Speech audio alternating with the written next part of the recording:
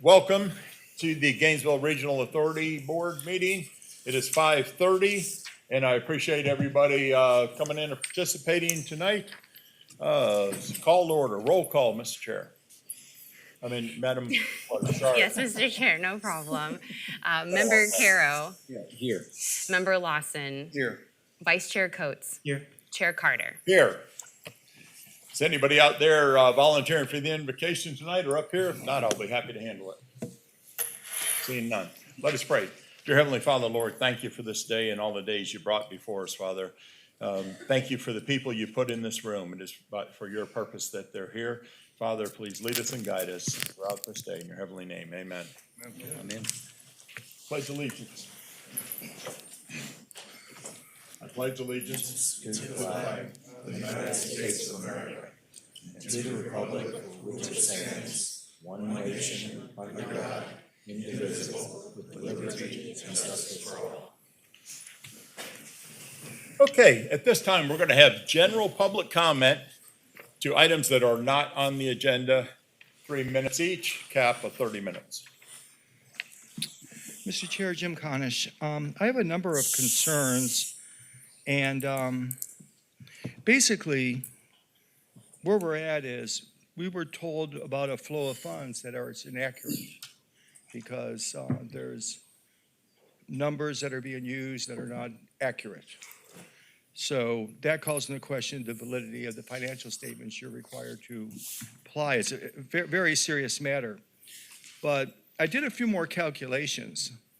If you have 1.849 billion in debt and you defease it, whatever that means, by 32 million a year with no interest and no additional borrowing, it's a 57.78-year payback, sir.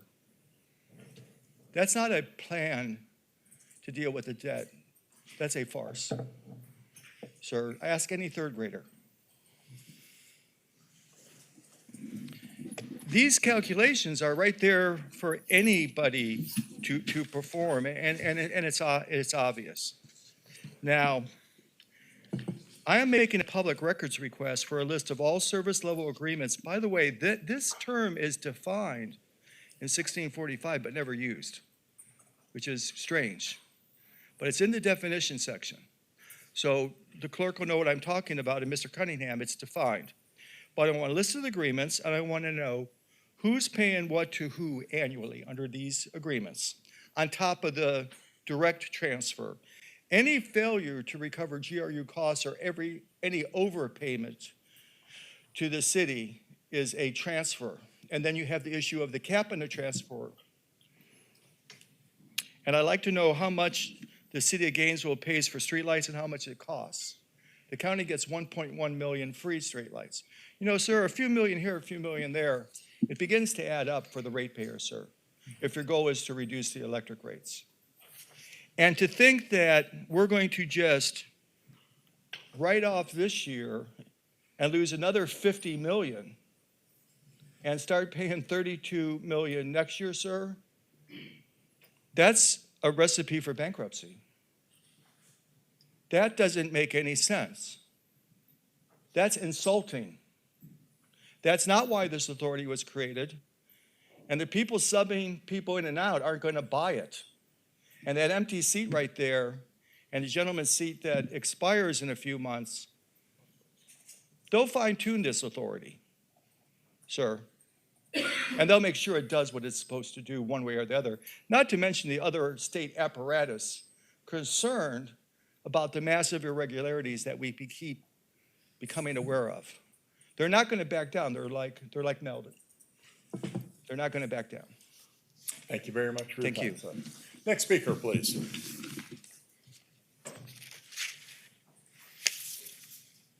Debbie Martinez, and I remain hopeful.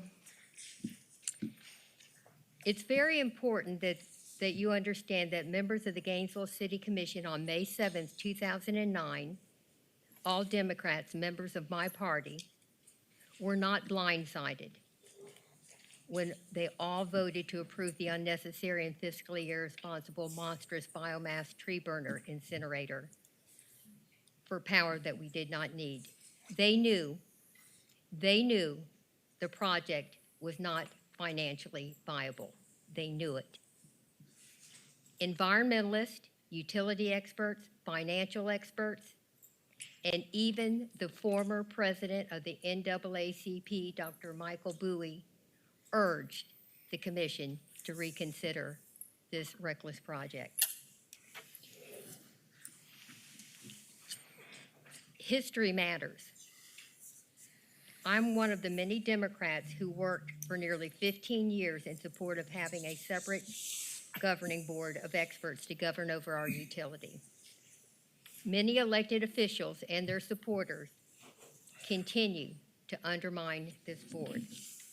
And I understand that after talking with Mr. Cunningham that it's not financially feasible to air it live on Cox Channel 12, but that's a real shame because GRU customers need to see that you all are, we finally have someone here that's working on behalf of GRU customers.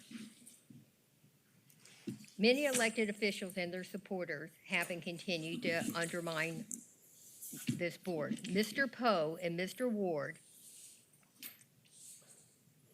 while serving on the city commission, went on a hiring and spending spree for costly projects and programs that we could not afford on the backs of GRU customers. And now they want you to continue bailing them out when they need to be downsizing City Hall, not begging you all to have GRU continue bailing them out. So, thank you. Thank you, ma'am. Next speaker, please.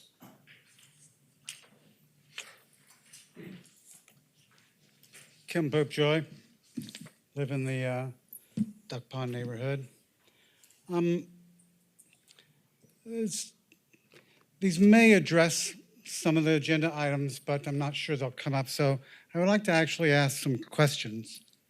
They include, as I read the minutes from last week, our last meeting, it appears that we're going to pause any external city audit and create a GRU internal audit, if I understood that correctly. And if that's the case, the question would be, who does that internal audit get reported to, and who's actually responsible to, who's the auditor responsible to?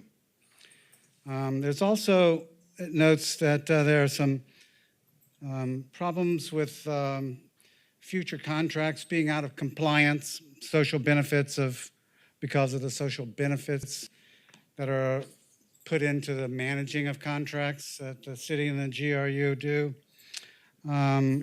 And so that legal contract that was put out for the attorney has section 3.20, which is an anti-discrimination clause, which seems to be that it's going to violate 1645 because, I mean, who cares if you discriminate as long as it leads to cheaper, which is your ultimate goal, right? So I also noticed in that contract that there's no expressed legal rates for legal services or paralegal services or any other services. There's just a flat amount of capping it at $50,000. So basically this attorney firm could work for 1 hour and charge you $50,000 and walk away. And I'm kind of wondering, what are the non-core business assets that are greater than or equal to $9 million that GRU is going to consider selling, and how do those comport with the part of 1645 that says you're not going to sell any city assets without a vote? I have 39 seconds left, and I think what I'll stop with is if the attorney could explain to me from 1645 to dispose of utility system assets only to the extent and under conditions that the City Commission may dispose of such assets pursuant to Section 5.04 of Article 5. I went looking for Article 5, Section 5.04, and could not find it. I would also like to know what percentage currently of electric meters are outside the city's boundaries. Thank you And my so much. seconds are out. Thank you so much. Next speaker, please.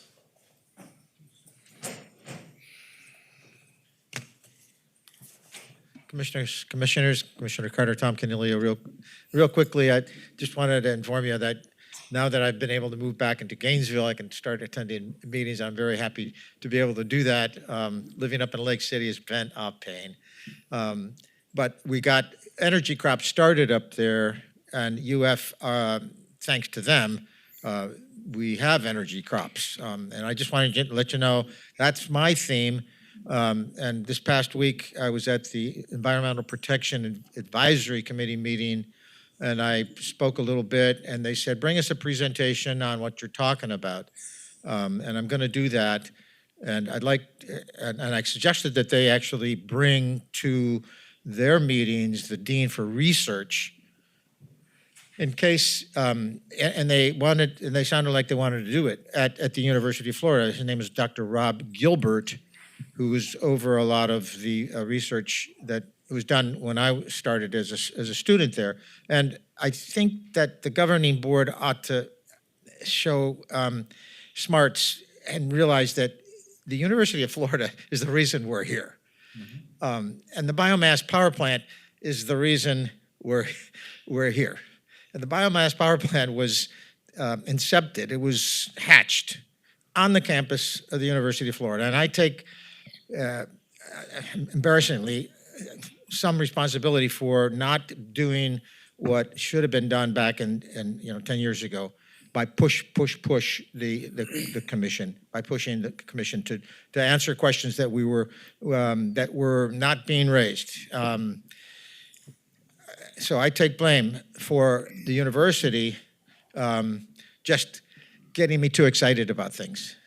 However, that's the reason we're here, and I think biomass dedicated energy crops with a power plant that's not running, but what, 50, 60, 70% of the time, on wood that has a BTU value that's much less than the values for the energy crops that UF has actually submitted and developed. And we just had a microbeam research analysis done by JEA. They spent $3,000 because they wanted to know what's this UF stuff growing, what does it look like? They paid for it, and the GRU engineer that saw it said, holy Chicago, these BTUs are higher than the wood that we're using. So he went out and visited our nursery, and I really think that we need to bring UF, get the town and gown balance in sight. Thanks. Thank you very much. Do we have any other speakers who wish to speak tonight? Yes, ma'am.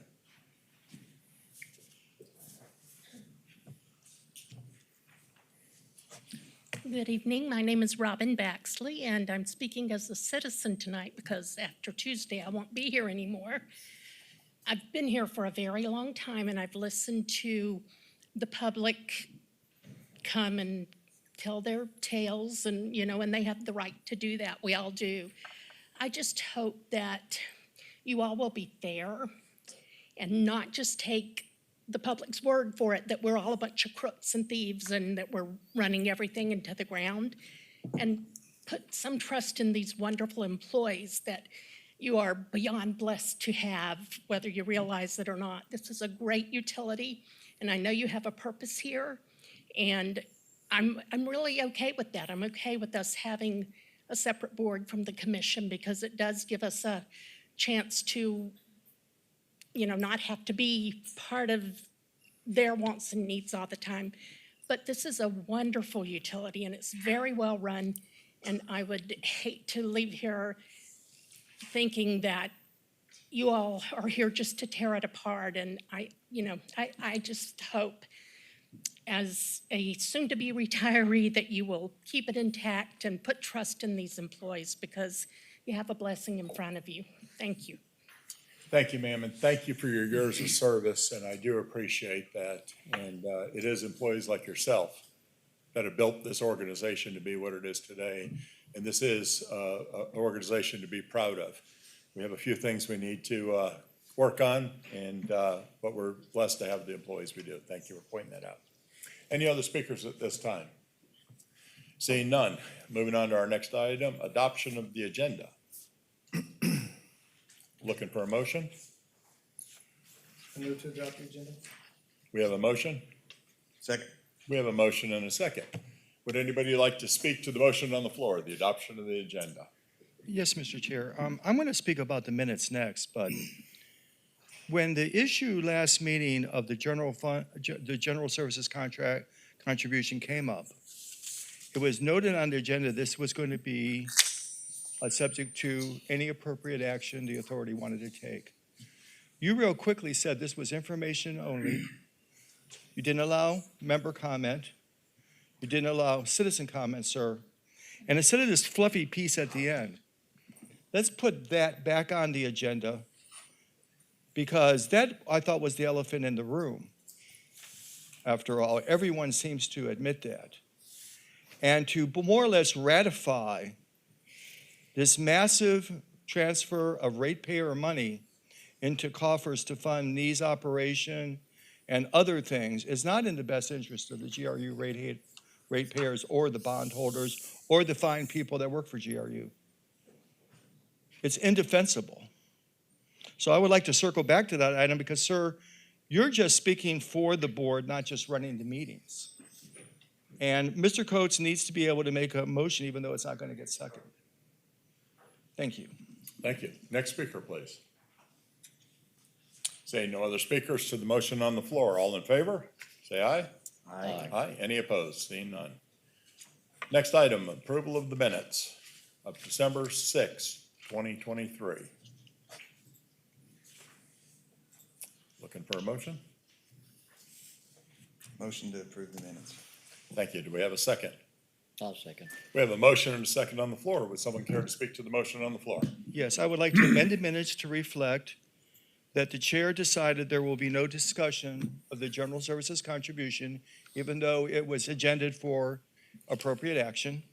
And at the very, that's on page 8. On page 10, Mr. Coates was referenced as mentioning Public Works. Mr. Coates brought up the fact that Mr. Nee has been told to draft an ordinance to regulate your activities in city right-of-ways that the utility has occupied for 100 years. Now, you're going to have real legal representation very soon, and you're going to be able to ask Scott Walker about that and the franchise fees that are coming behind it. And it's time to wake up and understand that in order to effectuate control, you have to take control, because they're not going to hand it over to you unless you do. Thank you. Thank you. Do we have any other speakers to the motion on the floor? 2 points on the minutes. Kim Popejoy, 2 points on the minutes. One is that I actually would like to see a few hard copies put out here along with the agenda and any of the other, like today's contract that's out there. The other thing is that those meeting minutes that I did read online do not in any way reflect the appalling nature of last week's meeting. And what you guys put this man and those two people through was appalling. Should never have occurred in a government meeting. Thank you, sir. Any other speakers to the motion on the floor? Seeing none, back to the board. All in favor of the motion on the floor, say aye. Aye. Any opposed? Seeing none. Next item, Madam Clerk. Caught you off guard. Mr. Chair, the next item is the CEO GM remarks. So, Mr. Chair, members, we have a very robust agenda again today, so I'm going to be pretty brief, but I want to bring you up to date on a couple of items that have occurred actually today. So at the City Commission meeting today, the City Commission approved the signing the estoppel agreement for the TRS sale. So that process is all on track and will continue, and we anticipate closing on that sale by the end of the year. So I think that's really good news. They also passed a motion to delay the approval of signing the resolution related to liquidity, facilitating the liquidity facilities. There was a little discussion around that. They said they want to have better understanding of that and bring it back in the January meeting. But I was gonna let the city attorney speak to it. That was a city attorney's item for the city commission for them to sign that resolution. So if Mr. Nee wanted to provide any update as well. And then also any potential financial impact or what it could mean to this authority. Okay. I would like that in the record also. So Mr. Nee, is there any follow-up on that, or? I think we can catch you from there. That's a pretty good mic. Let me know if you can't hear me.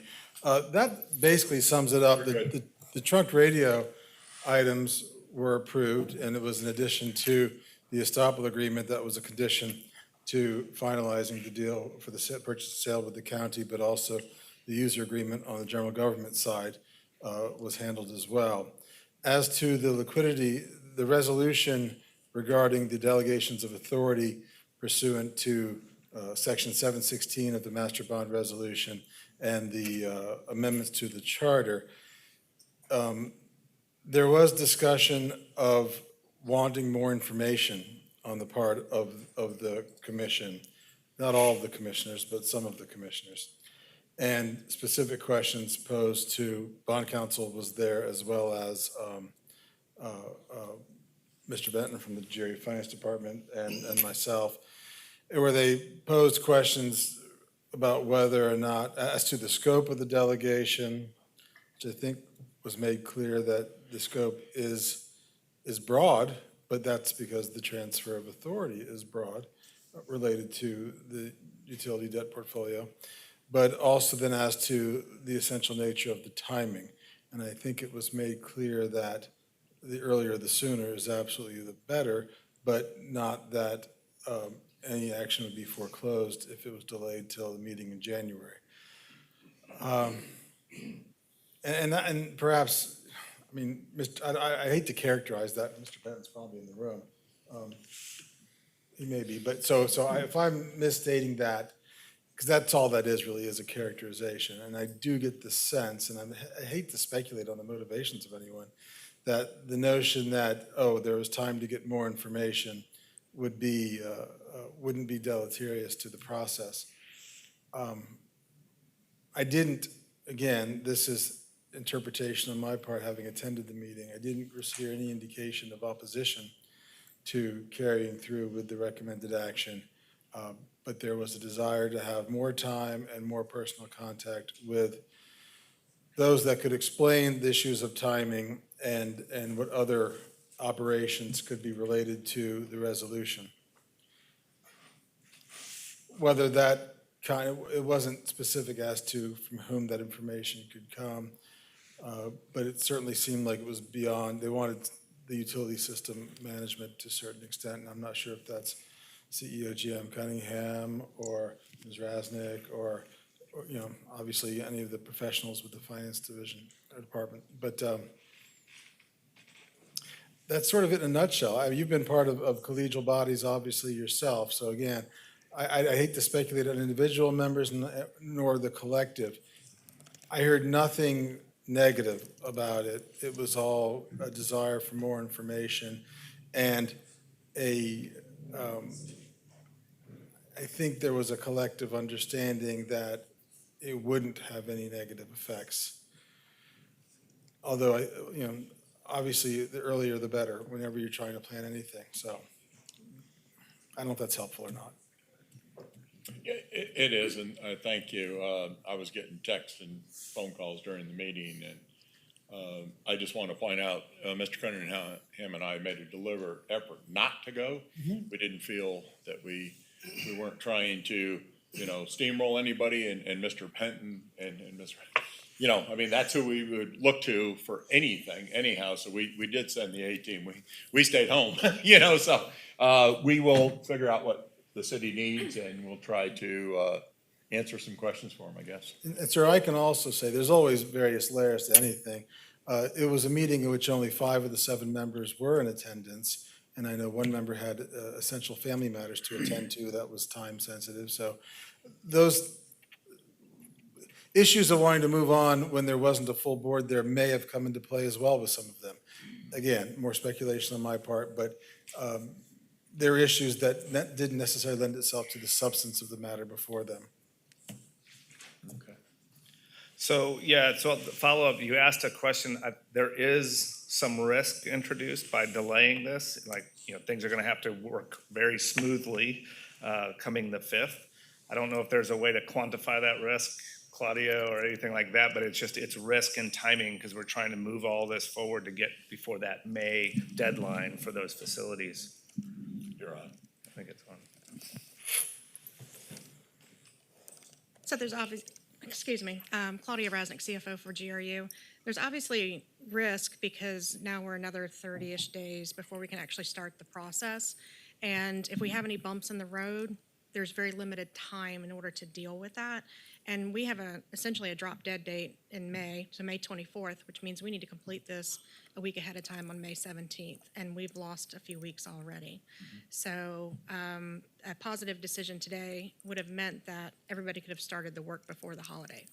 The other concern is if the commission members want, we call them one-on-ones, similar to what we're doing with the board members, it's the holiday season. So now we've got timing issues with availability with folks, and I believe the commission is on break, correct? So I would assume that. So we have 2 meetings in January, so if we can't make the 4th, it's the 11th. So you can see where I'm heading with this. This is a timing issue, which could lead to a monetary issue.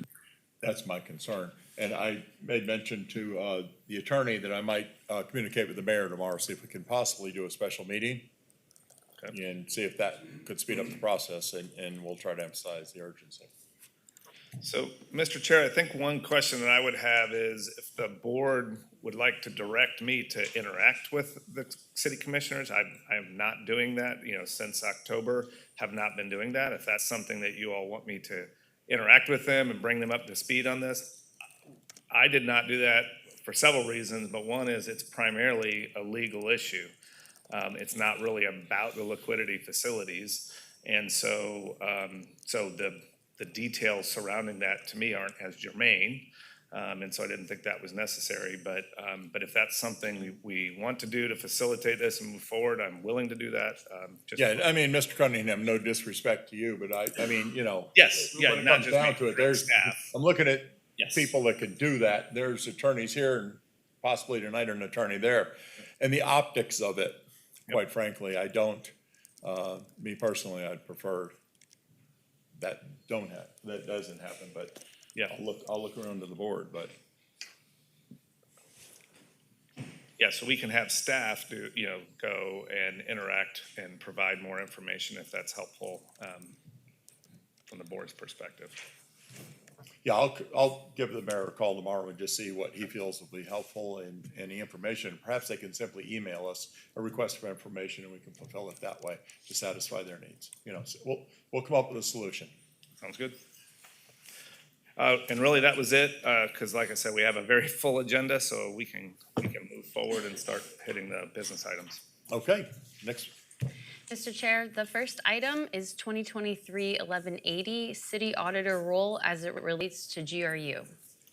So, Mr. Chair, the orderly transition to the new board, there's many layers and elements to that. One of them is just how we're interacting with the different charter offices and the services they provide. And we, as part of that, 2 weeks ago, I communicated with them that we wanted to have them pause on audit issues that they were handling. And primarily, the reason for that is they were auditing on an audit plan that was not directed or approved by the authority, but by the city commission. And they were reporting to the city commission on the results of that. And so I, emailed the city auditor, called her. They did pause. They didn't report anything to the city commission. But that then begged the question, what are we going to do going forward? And so tonight is really to kind of talk through that and what the options are of what we can do with the city auditor. And Claudia Rasnick, our CFO, is going to kind of walk through that. The bottom line is, we can continue with the auditor and you all develop an audit plan. We could have a different auditor that's internal and develop an audit plan. And so Claudia is going to walk through that presentation. Thank you. The clicker wasn't working, so I Oh, need okay. to make sure that the technology was working. So can everybody hear me okay? All right, perfect. That can, yeah, there you go. Is this better? Thank you. So the city auditor is a current charter officer of the city of Gainesville, and she completes various work for the city, which includes reviews of activities, processes, controls. That office also manages the contract for the external financial statement audit. They also complete investigative type work, so if a fraud complaint comes in or a whistleblower complaint comes into that particular office. So with the current audit plan, it's approved by the city commission. So we have a charter officer executing a plan that's approved by the city commission. And so what we wanted to do internally was essentially pause those activities. So I'm going to go through a couple of slides. I think you've heard the highlights of the recommendation from the general manager. But as I go through this, if you have any questions, please stop me. So per Florida statute, any municipality needs to have an audit if you have revenues or expenses over $250,000, and within 9 months after year end. So the city as a municipality is required to have a financial statement audit. GRU as a utility is required to have a separate financial statement audit per the bond resolution. So we complete our audit work, complete the financial statement audit work, and then we send it over to the city that includes it into their annual comprehensive financial report at the end of the day. It's an extensive process. We're actually going through it right now. Our fiscal year end is 9/30. And so we are expecting to have our audit complete hopefully in January, February at the latest. There's some connection points between GRU and general government, in particular the pension plan information. We can't issue until we receive the pension plan information from general government. It's usually the very last thing. So we're currently in this audit process now. We're required to do it per our bond resolution. The city is required to do it per state statute. So the city auditor per the city charter shall serve at the will of the city commission. She's actually here this evening, so Ms. Breck in the back. So she attended this evening for this particular item. I was going to ask her to stand up so you knew exactly who she was. Perfect. Thanks, Brecca. And so in her role, she performs audit engagements for financial, operational performance type things, the fraud reporting, et cetera. So for example, she'll do like a badge access audit or a fleet audit. On the audit plan is GRU's budget. So, and those types of things actually run through the audit committee, which is a subset of the city commission. So the city commission is really approving that audit plan. Okay. So for fiscal year 24, there are a total of 9 touch points that involve GRU over the next 18 months, so partly into 2025. And again, those reports will go into the city commission, and we are billed for those services through the cost allocation plan.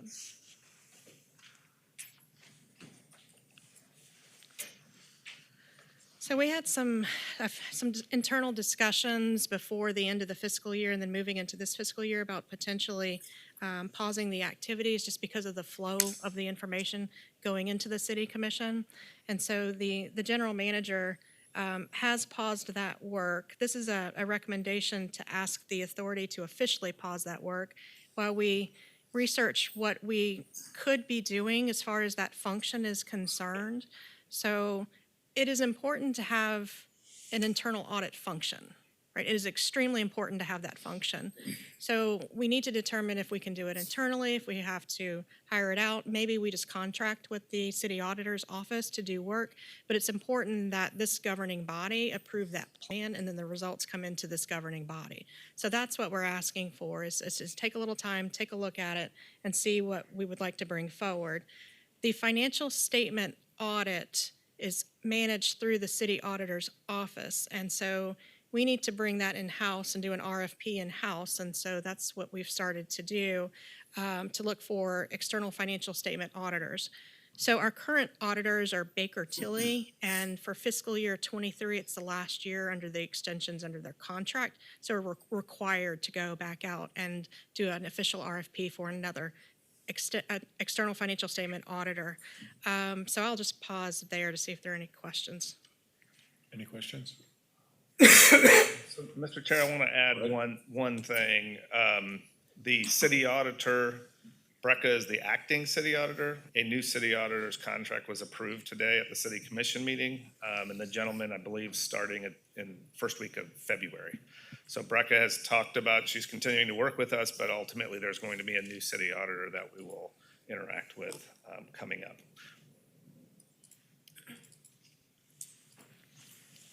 Are there any questions? Seeing none? Okay, so I think that this is where you would officially approve the recommendation for us to do the work. Okay, do we have a motion then? I'll make a motion that we follow the recommendations of the general manager to pause internal audit work from the city and bring back a recommendation in the spring of 2024. A second. Okay, we have a motion and a second. Would anybody like to comment on the motion on the floor? Please step up. Mr. Chair, Jim Conish. I went over to the Thomas Center and I met the three candidates for city auditor position. So we have two disappointed candidates that want to move to our community from more populous areas. We also have Carlos Holt that was tarred and feathered like Bilarski. So, you know, I don't see why we're waiting months for a recommendation. I think the pivotal decision is, are you going to sever the ties with the city and get your own auditor, or are you going to contract with someone under the control of the city commission, which seems a clear violation of Article 7? You know, are we going to segregate these two enterprises, or are we going to continue this incestuous financial relationship that doesn't work for the ratepayers and that hasn't stopped massive waste, fraud, and abuse for decades? There's no argument to continue the status quo. It's not any one person. It's who is in control of what's going on. And GRU cannot be controlled or directed whatsoever by the city commission. And while you may call it a divorce, I call it more of a custody battle. It's like a child that has been taken from an unfit parent and given over to a foster family with no visitation. But they're not delivering the child. It's like the city commission is like Britney Spears' parents. They're just dissipating our money. So we need a conservator. Just to put it in layman's terms, this was never a marriage. This was a utility that was exploited by a group of elected officials for decades. Thank you. Thank you, sir. Anybody else wish to speak to the motion on the floor? Kim Popejoy. If an audit provides data that's useful for managing an organization's finances, there's no reason not to continue to get that data. Thank you. Thank you very much. Next speaker, please.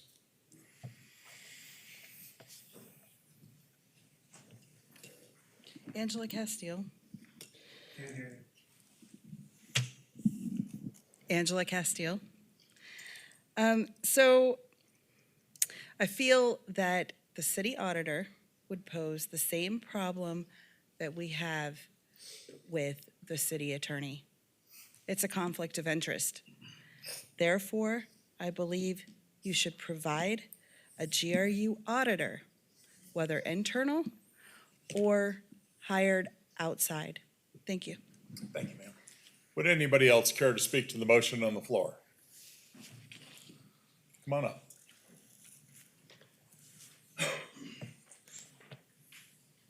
Thank you, Mr. Chair. My name is Tyler Forrest. So I just wanted to point out it's the absolute height of irony that a board that is created as the result of a politically motivated and weaponized audit would now vote to pause audits ostensibly so they can restart them at some point in the future.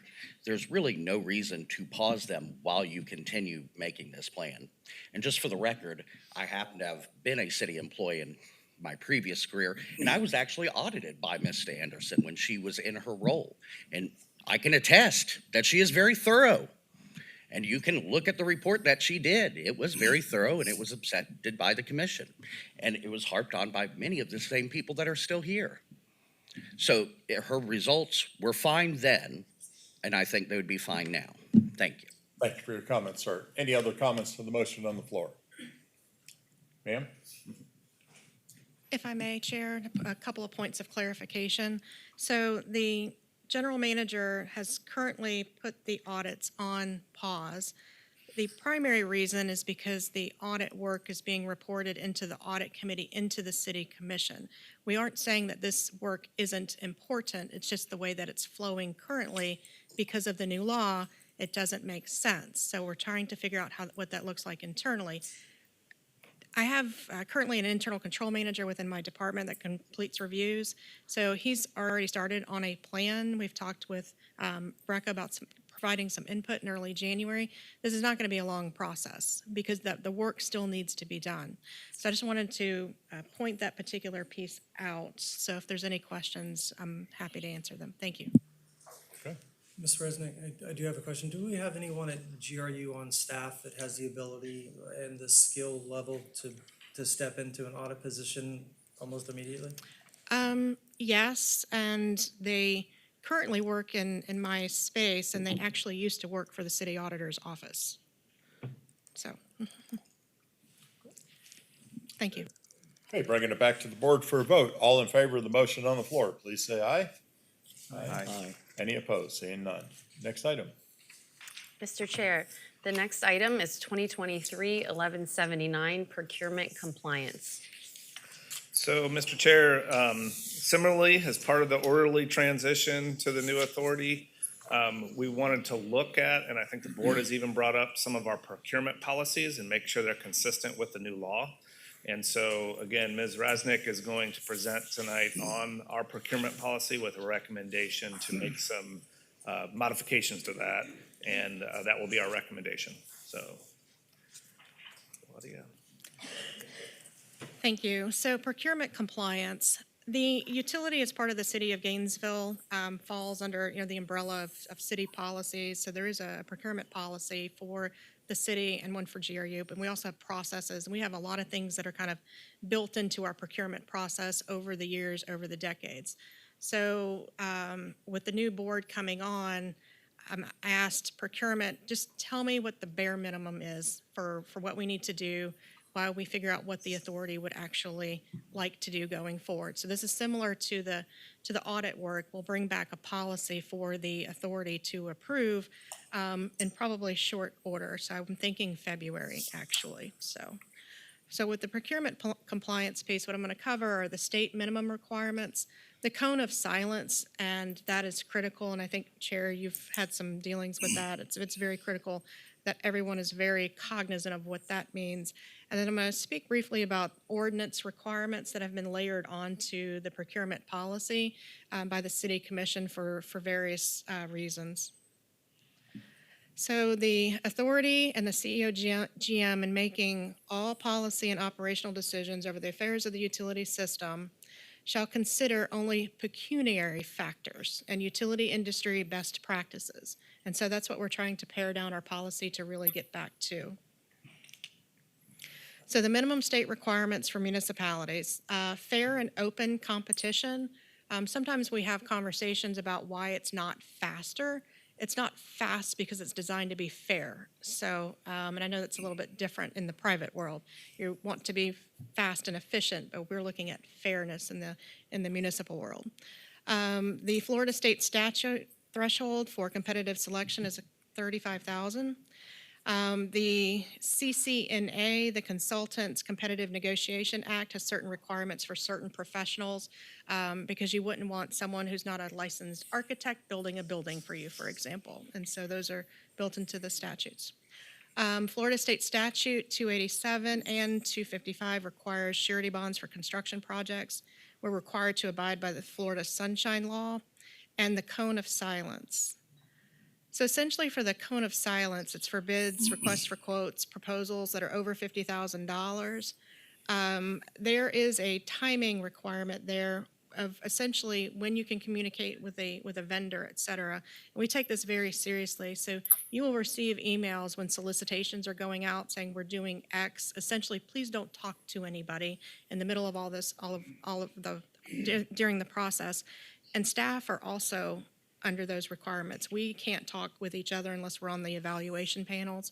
There's very specific rules because again, it's designed to be fair to the vendors that are applying and to do the work for the utility.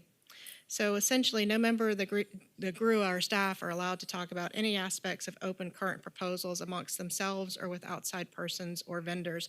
And if you have a question, like if you're approached, you can reach out to procurement, you can reach out to myself, the general manager. I'd rather you ask rather than we have an issue later. Because later we could have bid protests. You know, they're not good things that can happen if we're found to be conversing with the vendors that are applying into these solicitations. So any questions about any open proposal must go to the procurement staff. They're very prescribed in what they do. It protects the integrity of the solicitation process. Violations can lead to rejections. When proposals are posted, you are notified. Once notified, please don't talk. And if there are any questions, there's the contact information there. So the commission has layered on various ordinances for, you could call them social, political, ideological reasons, which is why we're talking about these tonight, because they would be essentially in violation of HB 1645, the new law. So one is the living wage, local preference ordinance, small business enterprise, certain city construction projects, employment of disadvantaged workers and apprentices. And these are coming, I would say, soon. So zero waste ordinance and completed disparity study impacts. So whenever you layer on an ordinance, it essentially costs more for the vendor to implement. It costs more for staff to manage and maintain that. So pulling these off right now, I think is appropriate. So I wanted to talk to the city attorney about the ordinances, essentially what would happen if we didn't follow the ordinances, and where we landed was obviously HB 1645 supersedes that. We need to be in compliance with the law, so we will not be following current city ordinances when it relates to these types of things. So we are in the process now of updating the policy, and inside the policy, it references the city commission many times, so we're changing that to the authority. We're stripping out anything that has the ordinance language attached to it, essentially trying to get back to a more efficient process. We're focusing on the minimum state requirements. We want to make sure we're in compliance with the law. We do have certain GRU-specific exceptions that we would like to talk to the board about to see if you want to have those remain as exceptions. And we will be bringing back a policy update, and I would like to do it in the second meeting in February.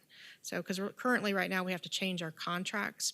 We're changing all of our contracts effective January 1st to pull out these ordinance touch points. And so that completes my presentation if anybody has any questions. Any questions? Mine would be, I agree with going the state minimum. What do you, if you envision or GRU envisions anything they want to add, make sure that it shows that it is not the minimum standard with the state. So we can highlight it, look at it, and see where the benefit is to have it in there at all. Because I think some of the purposes to streamline, and like you said, every stipulation in there has some sort of cost to it. And the recommendations. So this is informational? No, sorry. No, Mr. Chair, we are looking for a motion for us to move forward to updating that procurement policy with these focuses, like we said today. Okay. So, yeah. Need a motion stated? I move to go with staff's recommendations to make the changes to the parent. I'll second. Have a motion and a second on the floor. Would anybody care to speak to the motion on the floor, please? Mr. Chair, Jim Conish, I really applaud staff for implementing, including Mr. D, implementing the legislation that binds us all. We're a community of laws, not personalities. And the specific language that supports this the 7.10 general provisions, and this is going to help you with the next item too. In the event that any city charter provision, ordinance, resolution, decree, or any part thereof conflicts with the provisions of this article, that's Article 7, the provisions of this article shall govern. Article 7 trumps anything in conflict with it, anywhere in the charter, anywhere in someone's desk drawer, anything up someone's sleeve. This is the bottom line here. And the legislature doesn't have to redo Mr. Nee's provision or any other provision to mandate that the control of this utility be taken away from the Gainesville City Commission completely. You have governance, you have management. Control is like all that and anything else you can imagine is taken away from the Gainesville City Commission and turned into an authority appointed by our governor. And if you all didn't have R's under your name, to go a lot after your name, go a lot smoother. But that's not the way it is. Next speaker, please.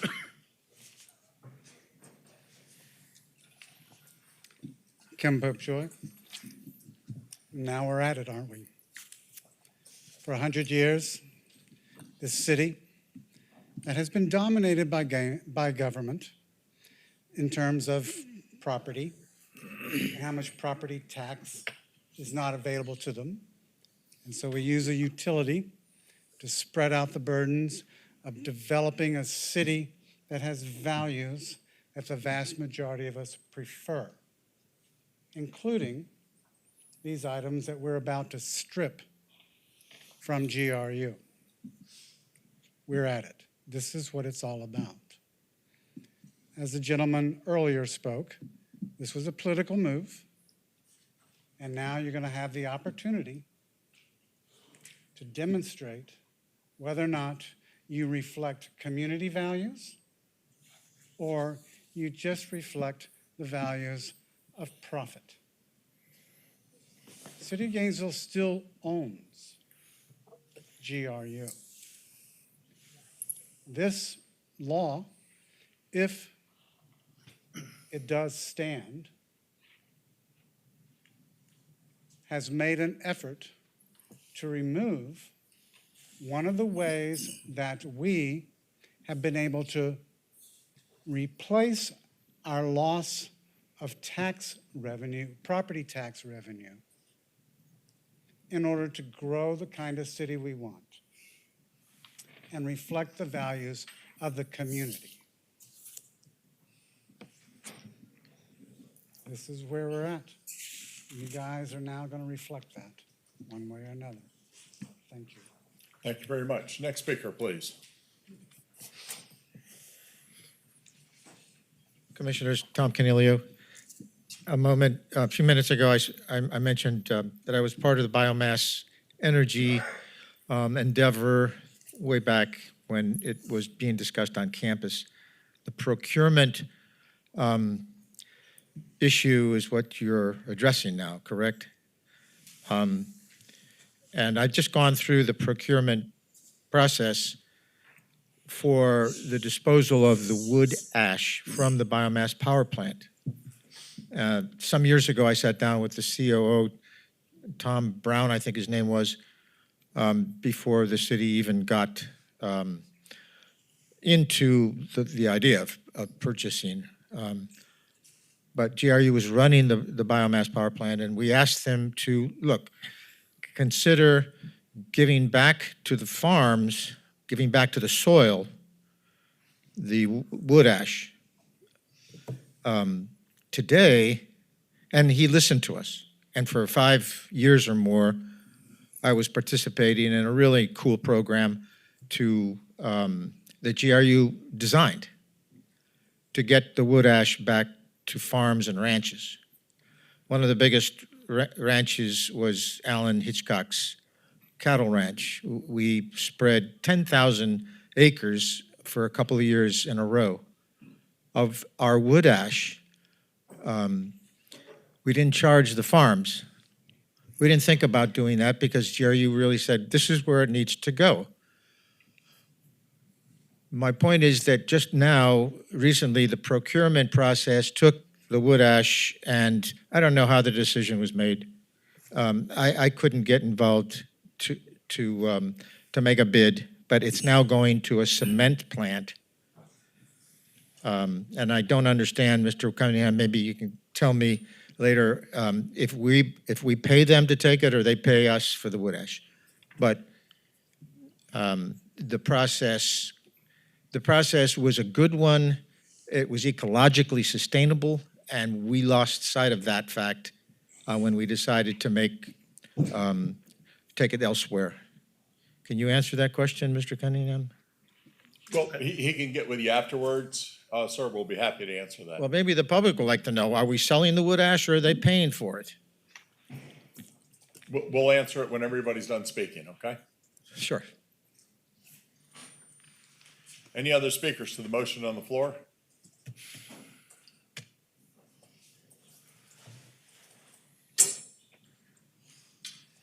Hello, Mr. Chair and Board again. Tyler Forrest. So my dad was a veteran, and he was able to get a job using the veteran's preference, and that job enabled him to retire with some sort of dignity.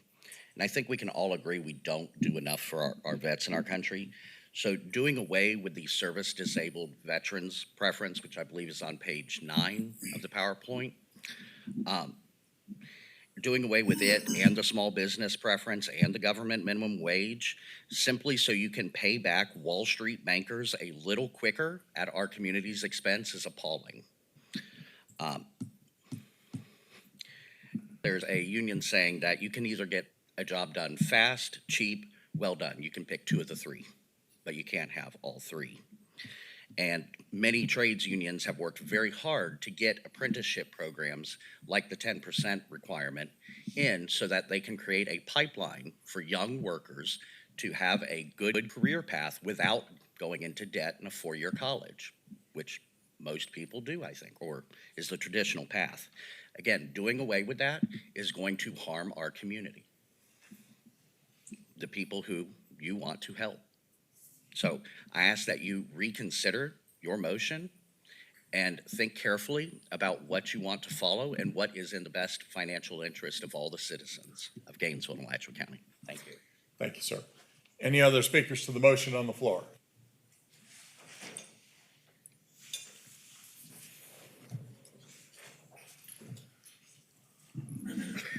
Hearing that this is going to affect the veterans, I think you need to reconsider that part of it. Thank you. Thank you very much. Any other speakers to the motion on the floor? Seeing none. Mr. Cunningham, do you happen to have the answer available about the wood ash? So I'm looking to somebody to come up because we just finishing that procurement Okay. process. I don't know where we are, but as he's coming up, I do just want to mention what we're suggesting going forward with the change in procurement policy is to remove those layers as Ms. Rasnick described them. As a board, we can put things back on. So we're trying to get in compliance with 1645 and the law, but then you all could have a different approach going forward. And so when we bring that back, that could be something that the authority decides to put in there or not. I just wanted to bring that for any of those layers or other things that you as the authority may want to have in our procurement policy. Yes, sir. Good evening, Brett Goodman, Chief Operating Officer at GRU. Like Mr. Cunningham said, we just recently finished that procurement process. The previous speaker was well aware of that process. One of the stipulations for meeting the requirements of the disposal of the wood ash is to use it in a beneficial manner. And so the award, Melissa may be able to tell me the exact company, but the award was for using that beneficially in a cement process. And we still pay for the disposal of that product, but it's with the recent award, we believe we'll pay about 25% less than we have in the past. Does that help? If that's the information you have, yes, sir. I think that's what he's looking for. Mr. Chair, can we modify the motion and just, if we all agree to add back in the veterans part, that's just something that's dear to me as well. And it's obviously dear to me also.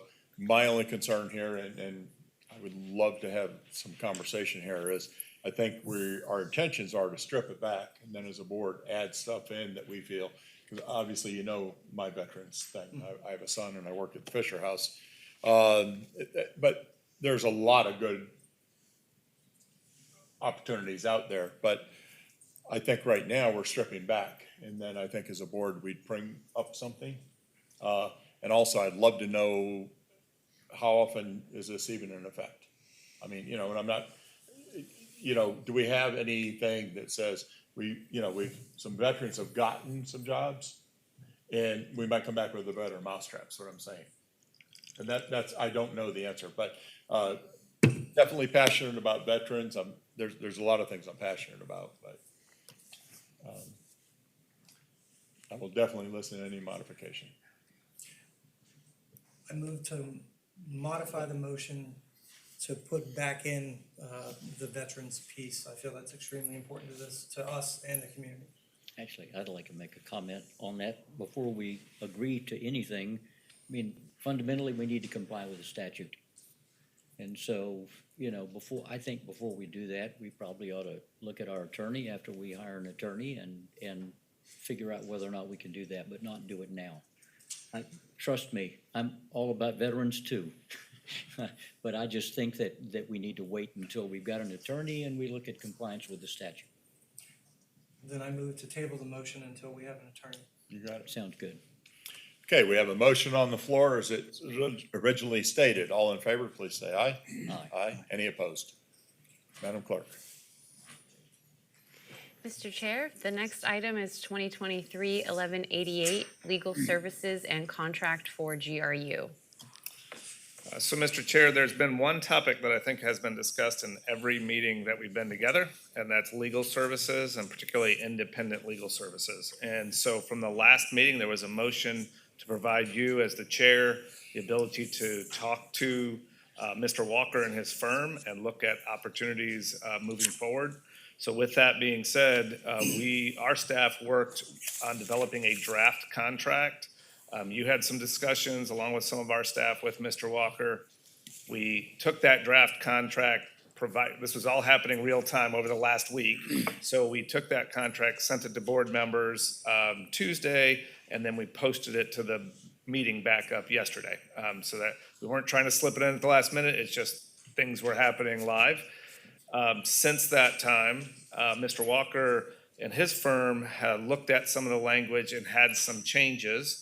What you have in front of you is a printed version with track changes of what some of those are. We also provided some for the public. My recommendation at this point would probably be have Mr. Walker come up and discuss some of those changes, and you all can ask him questions of that, so he can present what those are, and you can ask questions. And then, of course, what we would typically do is have our city attorney look at this contract in terms of form and legality as well. And so if it's if the board would like, he could also weigh in as well. So that's Yeah, and I'd sort of like to recap a little bit, because I did meet with Mr. Walker and with procurement. So what we did in this, we actually put a cap of 50,000 over the next 3 months. I'm not, I want to see a breakdown. I mean, no disrespect, but I'm not going to take 50,000 divided by 3 and that's what we're going to pay.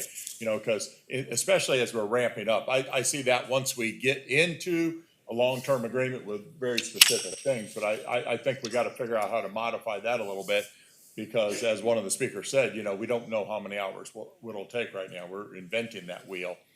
But we had great conversation. I think the respect for Mr. Nee, for Mr. Walker is immense.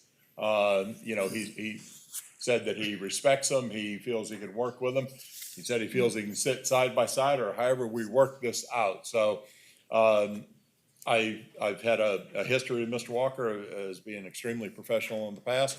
But like I stated before, and you'll hear me, you know, a couple of more times, we need to go out and, let some other attorneys have a bite at this, because there might be a better mousetrap for GRU. So, Mr. Walker, if you would, come on up. Or Mr. Folds. Don't want to ignore you, sir. Smart man.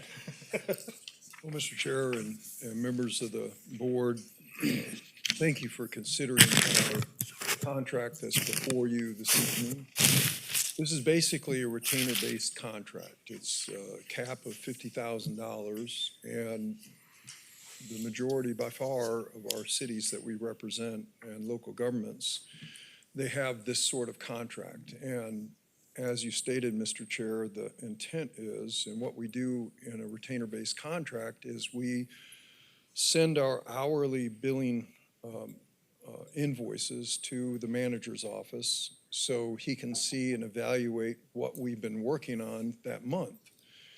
And in each one of those instances, in every contract that we have with our local governments, we exceed by a considerable amount the retainer-based contract. What does a retainer-based contract do for the local government? It basically gives you certainty in budgeting. So let me give you an example of that. My hourly rate is $400 an hour. If I were to work that out in this, we're basically giving you 120 hours of our time in the law firm over the next 3 months. I would submit to you that we are going to spend more than 120 hours. So we're taking the risk that we're going to expend more than 120 hours over the next 3 months. And I would suggest to you, just on the issues that you've been talking about this evening, my thought is we're going to exceed the hours that are based in our compensation if we were looking at it on a straight hourly rate basis. So that's why we do it, and what I get back from the finance directors and the managers of the local governments that I work with is that it gives the municipality a set budgeting procedures so that we're not exceeding the contract, because legal can get out of hand very readily when you have a lot of issues that are going on. So that's really why our cities go with a retainer-based contract. That's what happens. And it would be just not the situation that we're going to spend an hour between the next 3 months. And another reason for that is that this is an interviewing process. You're going to go through your RFP. It will be no secret that I am going to put in on the RFP. Our law firm will do that. And I want to put our best foot forward in that process. And I'm hopeful that you see the work that we do and that you feel that is not just adequate, but that it is very advantageous to this board. And you choose, just to be frank, I'm hopeful that you choose our law firm on a more continuing basis. As you'll see from our resume, we've represented cities. Mr. Folds did one of our cities he was the city attorney for 16 years, and I've been there now about 38 years, 39 years. So we're on a long-term basis. That's our objective. We want to develop that relationship, and so that's why we do it. To be honest with you, I'm okay with doing it on an hourly basis. We will do a reduced hourly rate. We usually do for our local government 80% of our hourly rate. I think that the problem that I have with that, or the concern that I have, is what if in that first month we exceed the number of hours? And I don't know what we're getting into. And as I've talked with Tony, we're all in a bit of uncharted territory. I'm going to need to work with Dan. I appreciate what you said, that Dan feels that we are colleagues and have respect. I'm the same way with him. And I'm going to be talking to Dan. I have already commenced that process, and I hope to speak with Dan on a very regular basis. And what I've said to him is that the line of communication, in my belief, is going to hopefully create a situation where we don't have conflict. We look to resolution on issues, because conflict leads to litigation. Litigation leads to additional cost. And as one of my mayors told me one time, spending money on attorneys doesn't build more parks, doesn't build more public facilities. And so if we can avoid that, we take a lot of pride in that in our law firm, that we do not put ourselves or our authorities or our governmental entities into a position that is litigation happens sometimes. Sometimes it just is what it occurs. I'm a litigator. I do a lot of work all over the state of Florida in litigation, so I'm very used to being in court. But we try to avoid it with every opportunity. Another thing that I've talked to Tony about is that I want to be at your his executive staff level meetings. I want to know his staff. I want to know him. I want them to know us as well. And I plan to bring members of our team to those meetings so we can get an understanding, the flavor of what it is that he's dealing with in the management of this GRU, the utility.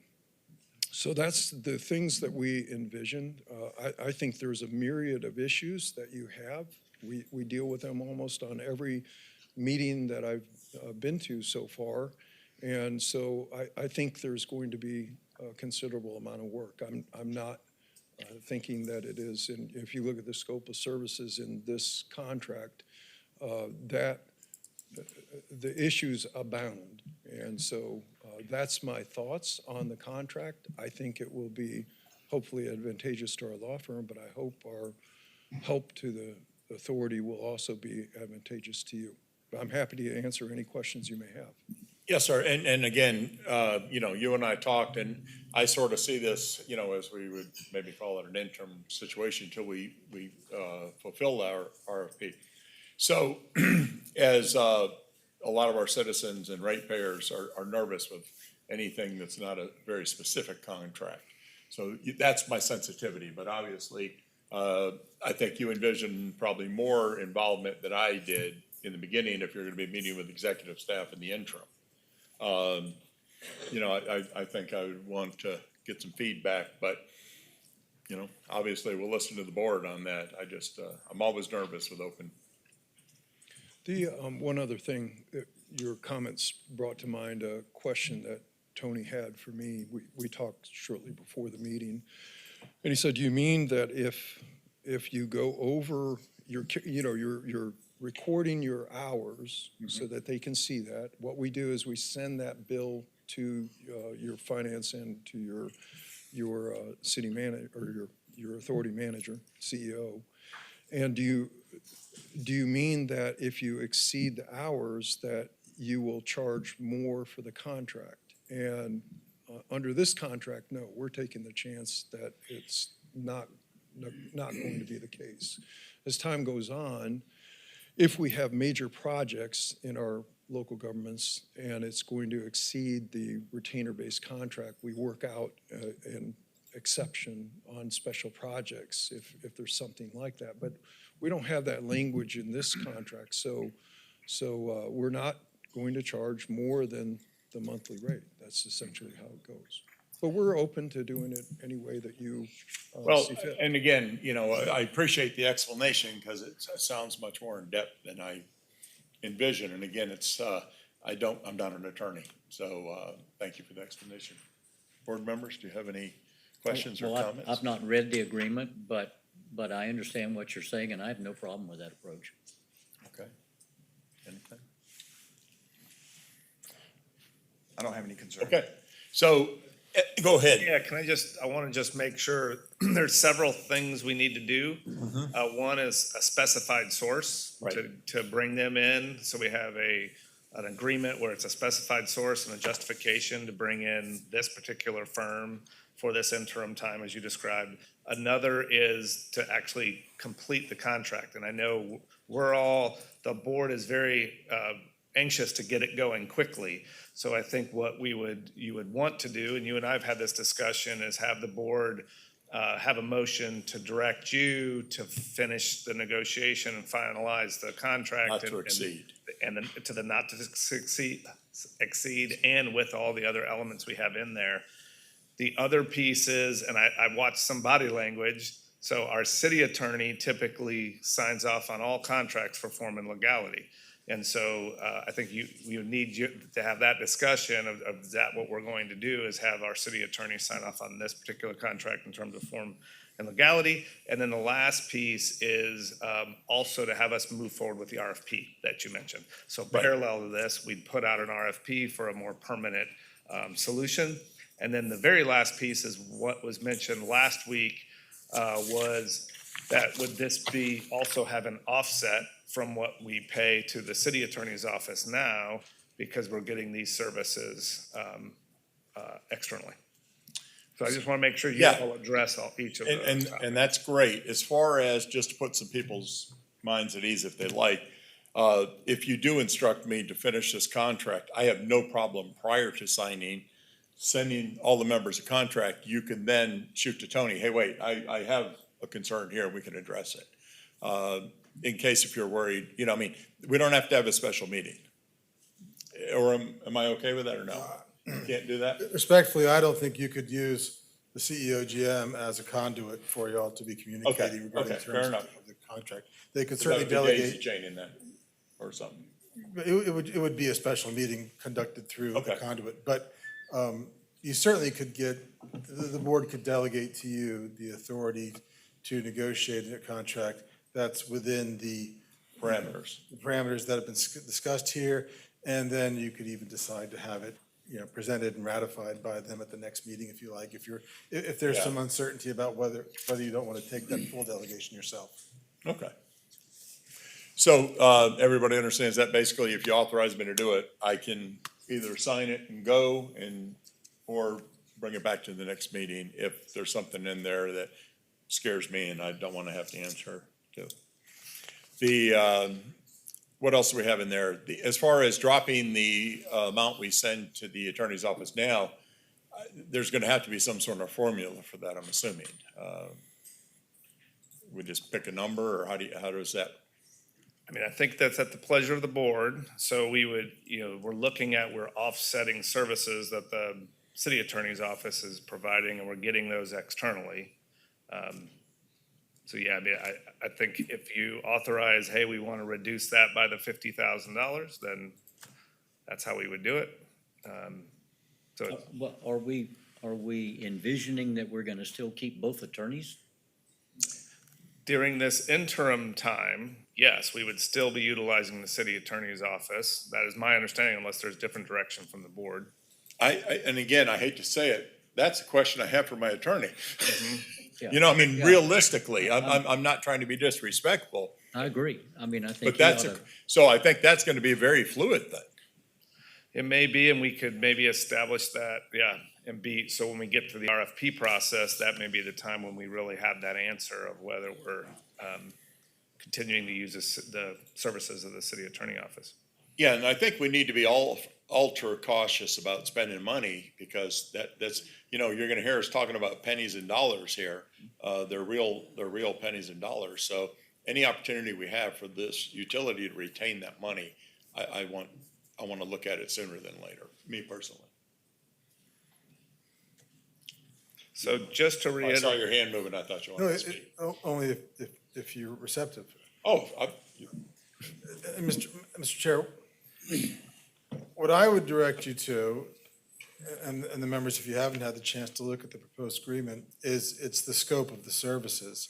And that's the only issue that every time this matter has come up that I've wanted to discuss with you, and to be perfectly clear that you could retain other counsel and consultants and so forth, but that it was the opinion of my office that there are certain matters that per the charter must be conducted through the city attorney's office. And I understand that that is an opinion for which there may be members of the public who disagree. Right. But I think we've been through it, and I'm not going to belabor the Sure, point sure. again as to the basis for that opinion, and I think it's well-founded. The scope of services laid out in this agreement do not intrude upon that. So I would have this scope of services I think is perfectly acceptable. I don't think I would agree, ultimately it's your decision as a board, that there is an overlap with these services that you'd be receiving with the services that we're required to provide. These are services that they're willing to offer to you regarding providing guidance, consultation, and counsel. It's policy directives, it's strategies, it's things that which you may seek counsel from us, but you wouldn't necessarily have to. The things that we have to do on a regular basis are review and approve the contracts, to act in a representative capacity in all claims and controversies and disputes, review and endorse any bond issuances and matters involving the debt portfolio. It's your labor claims and your employee claims and the vast number of things that occupy some of my time, all of Ms. Larison's time. She's had personal leave set for today prior to the change in date for the meeting, but as you've seen her at every meeting and as the executive team sees her at every day. And then there's other attorneys in the office that provide specialized contract review and matters related to municipal legislative things, establishing your rates of fees and schedules and things such as that.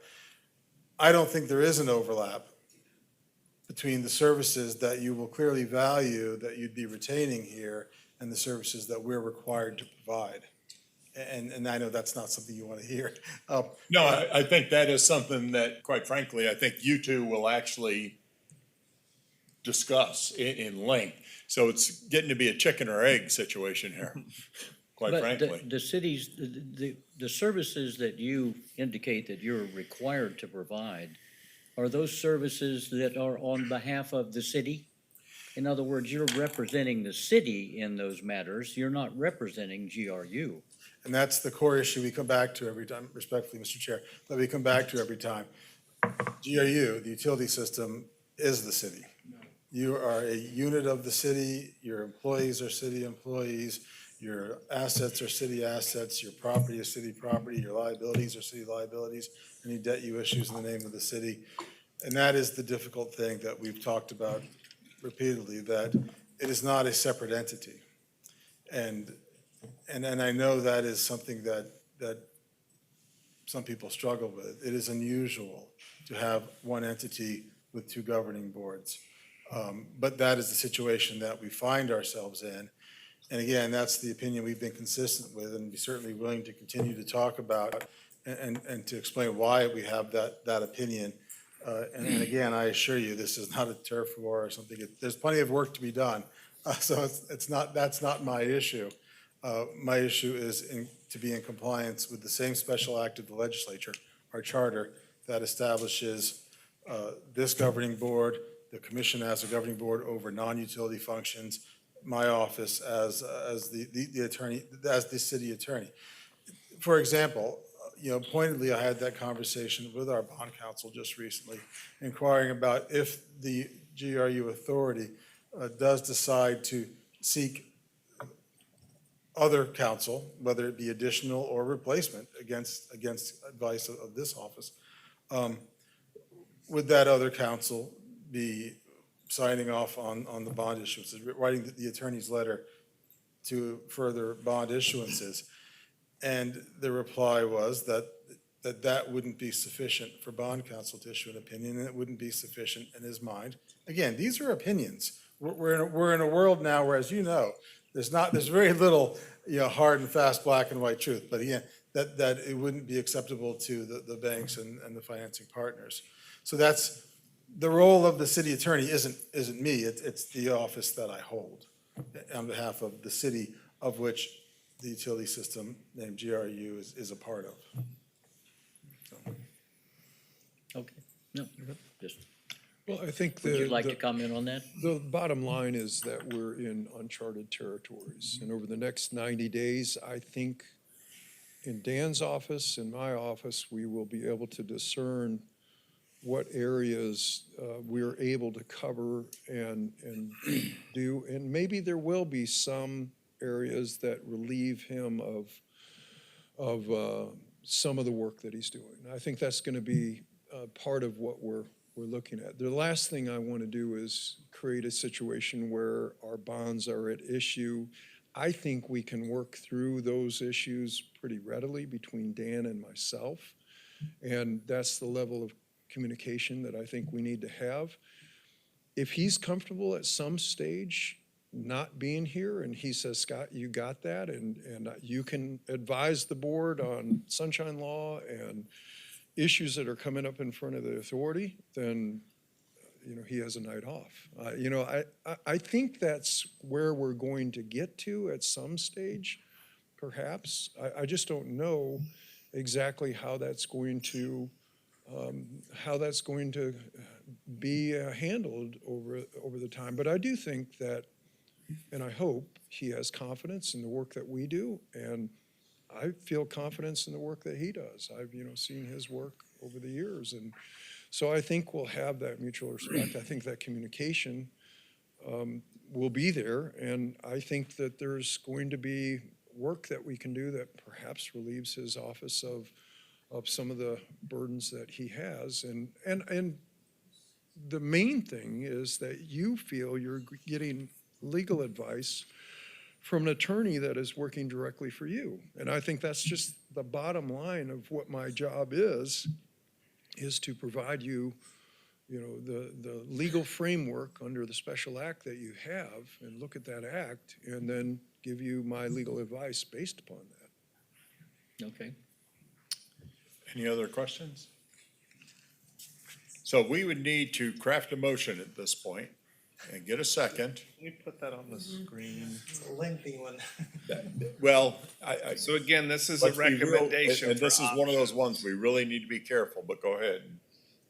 Well, so what I want to add is just, you all need to think about what you want to craft. It could be for you to be directed to finalize the negotiation, sign the contract with the firm, with the scope and the elements that are currently in the contract, but you may be tweaking some. The other thing we want to make sure is we get the authorization to move forward with the RFP, so that process can continue. And then what's not on the screen that you may want to contemplate is the offset of the cost. It's something you all addressed last meeting, and so those are the elements. Three-pronged motion. Those are the elements I think that, for the board to consider. It'd be easier to just break them out one at a time and. Yes. That'll be fine. I mean, whoever makes a motion has the liberty to do that. I move forward, I like to we move forward with the RFP. I think that's a very easy one to. Okay. We have a motion to move forward with the request for proposal. Any second? Yeah, sure, I'll second. Okay, we have a motion and a second. Would anybody like to talk to the motion on the floor? Speak to. Mr. Chair, Jim Conish. I'd like to read from 7.10 General Provisions.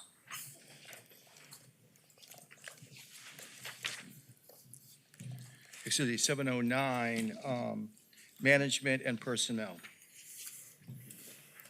All officers and employees of the city who serve under the supervision and direction of the sitting general manager of GRU shall serve under the CEO/GM. The CEO/GM shall have the exclusive authority to hire, transfer, promote, discipline, or terminate employees under his or her supervision of control. NE is out. The utility attorney must work for Tony, not NE. Now, I had a conversation with Scott. Scott would be representing the authority as a body and the authority members in their individual capacity. So let's say Hutch isn't satisfied with assailing your colleague's residency and wants to sue them personally. Scott would take care of that. If you were sued personally, would you want NE representing you or Scott? Ask yourself that. Now, the money NE spends defending lawsuits against cronies of our city commission, attacking residency, attacking your oath, the money he spends on bond validation and Holland and Knight, those simply are not GRU expenses. Those are Gainesville City Commission expenses. And the idea that NE has to have his fingers in anything when you're holding the trump card, which is Article 7, is preposterous. Plus there's the ethics of him trying to balance the interest of two units of city government that are in extraordinary conflict. What he's trying to do is not only unauthorized, it's unethical. We can't give him 2.7 million a year for a big war chest to thwart HB 1645. I worked with Scott when they tried to stop the vote on the Perry referendum. I saw what Nee's office did defending the city named as a nominal defendant by City Commissioner Cronies. Saw firsthand, and so did Monica Brazington. Everyone associated with that should be ashamed of themselves. It was a disgrace. And I sat in Scott's office and pointed out the elimination of all Tony's powers in his position. David Wagner turned to me and said, they will not do it. They will not do it. Thank you, sir. Would anybody else care to speak to the motion on the floor? Ken Popejoy, from the contract. Foles Walker LLC will provide guidance, consultation, counsel to GRU. Foles Walker LLC will not represent GRU in matters of insurance litigation, immigration laws, employee disputes, labor agreements, contract sign-off, bond counsel, and disclosure counsel. These additional specialized labor-intensive specialties will be requested as part of the legal services representation requests for proposal, the RFP forthcoming. So right now, in the contract, they don't do that. They will provide guidance and expertise for multiple subjects. For example, but not limited to, areas of legislative governmental issues, land use and zoning ordinances, resolutions, proclamations, contract language, lease and rental agreements, policy development, and memorandum of understanding and service level agreements. So if they're not doing that other stuff, who is? And regarding 7093 and the employees, which I'm sure you are already aware of this, Section 3, the authority shall fix the salary of the CEO GM, and the CEO GM will fix the salaries of all other employees who serve under his or her direction consistent with the annual budget approved by the authority. The sitting general manager of GRU, as well as all officers, employees of the city who by virtue of this article become subject to the supervision and direction of the city shall continue without any loss of rights or benefits as employees under the pension plans and civil service merit system of the city existing as the creation of the authority. Thank you very much. Next speaker, please.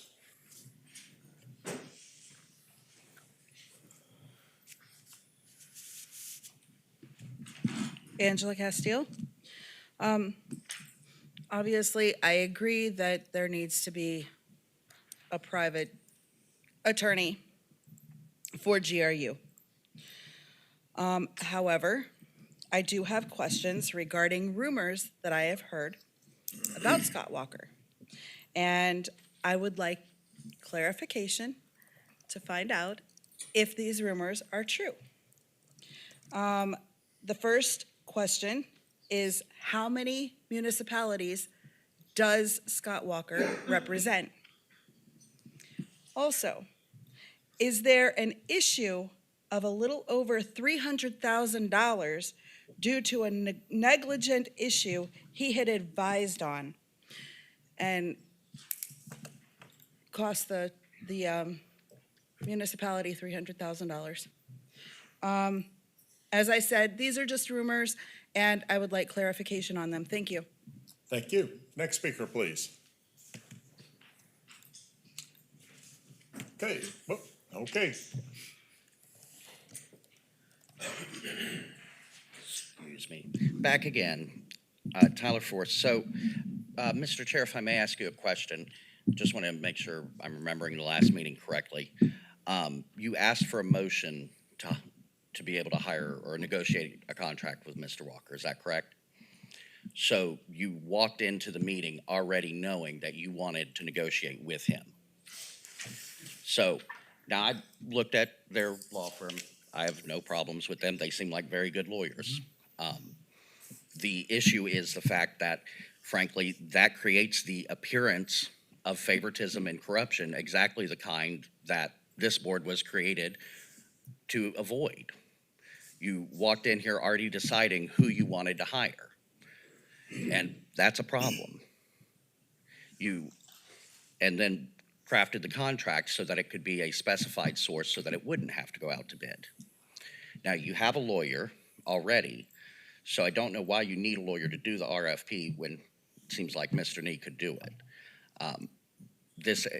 I don't believe that you have any ill intent here. By all accounts, you are an upstanding man, but this does create a terrible perception issue for you. So I'd ask you to consider that. Thank you. Thank you very much. Anybody else like to speak to the motion on the floor? Seeing none. Any questions you had for Mr. Walker? Obviously, he can either answer them or not answer them. You're more than welcome to do that. As the chair, it's my job to try to get some stuff lined up for the board. Mr. Walker was recommended to me by a former city employee, and I contacted Mr. Walker and told him I would like him to be present. So no ill there, but speed is of the essence in our opinion, because we do need to get some answers. But I do appreciate the optics you're talking about, sir. Okay, coming back to the board, we have a motion and a second on the floor.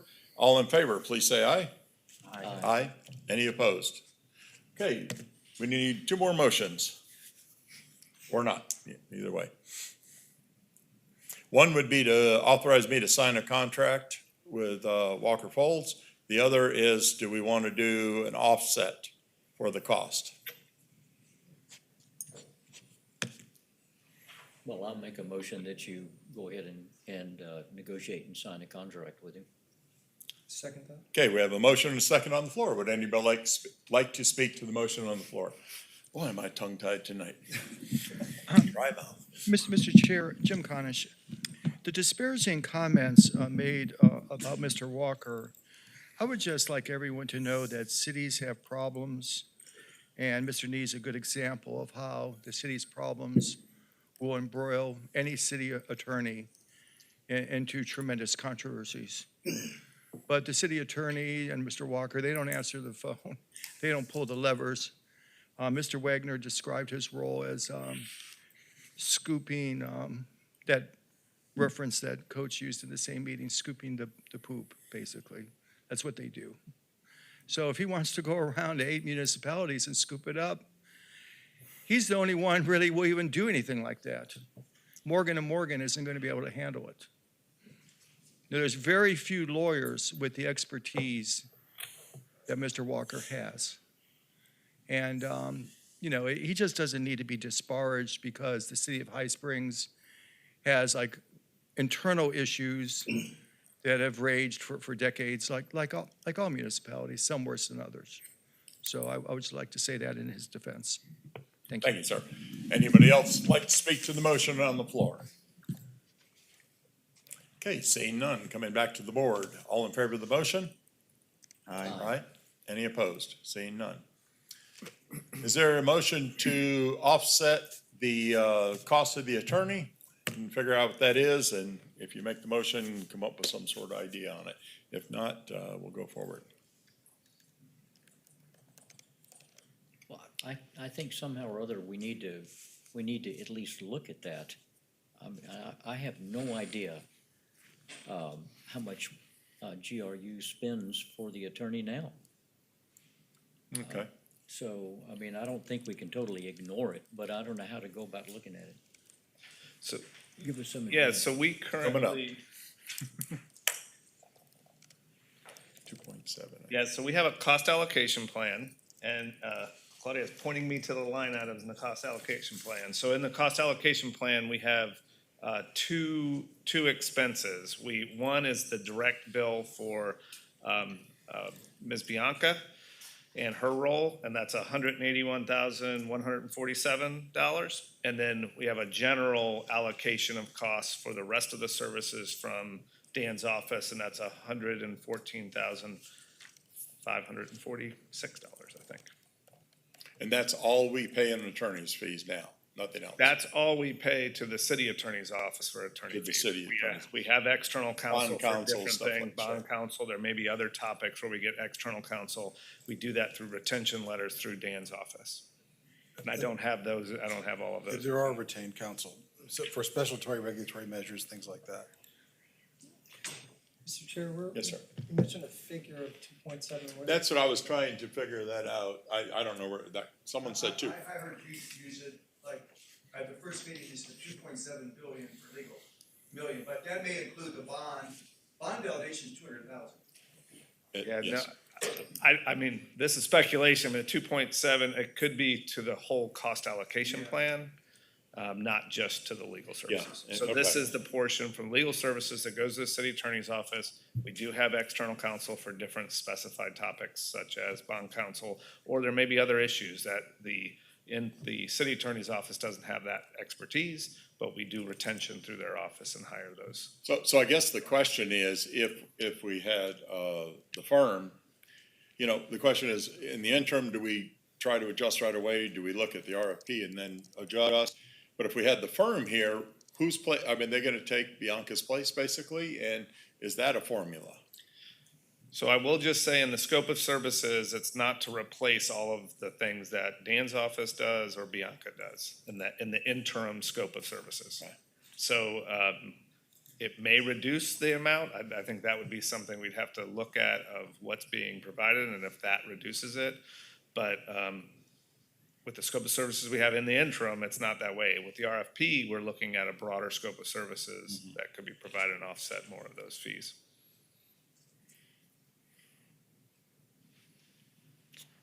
Let me see if I understood that completely. I mean, what you're suggesting is that we don't change anything with our current council and we go ahead and agree to additional council. Not necessarily. With no offset. Well, Yeah. you're saying that at the moment, yes.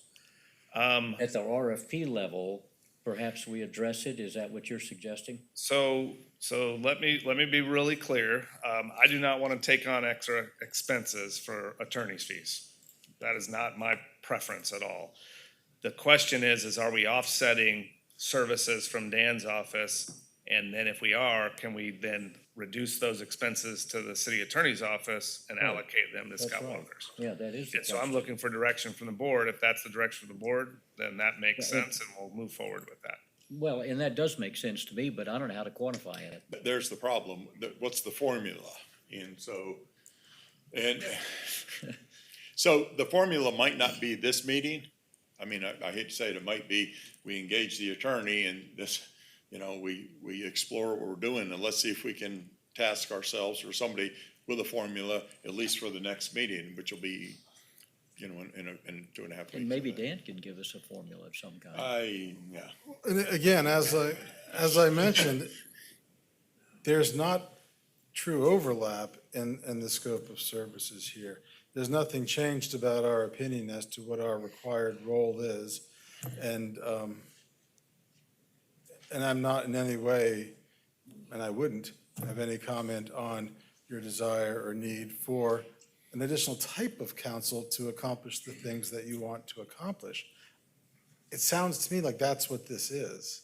And I know you don't want to take on additional expenses, but you may be in the position where you have to spend money to find money, you know? And, yeah, I mean, but I think that's where sitting in the room with our council to have these discussions will be beneficial. And, you know, I hate to say, we might need to table this for the Sure, next and meeting that's just fine. to see, because I don't know if any of us really have the answer at this point. If we do, by all means, please speak up.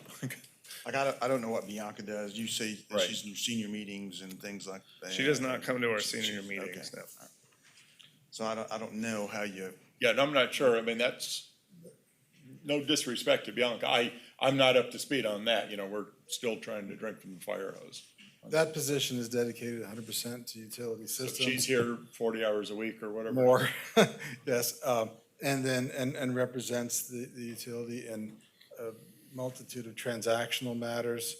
She interacts with the specialized counsel that we have. I think she does attend many meetings. I'm not sure, you had an executive team and a leadership team, that she She participates does the in one of leadership team. Yep. Leadership team, Yes. as well as meetings with, I would hazard, all of the department heads throughout the organization.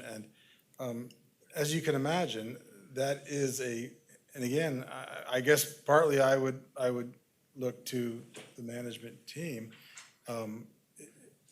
In my experience, it is most definitely a full-time job. There has been a dedicated attorney to the utility system for as long as I know, and I can detail them back in time through you. She is, I think, incredibly qualified. She has time both with the Attorney General's office, the U.S. Attorney General's office in the past, and the Florida PSC.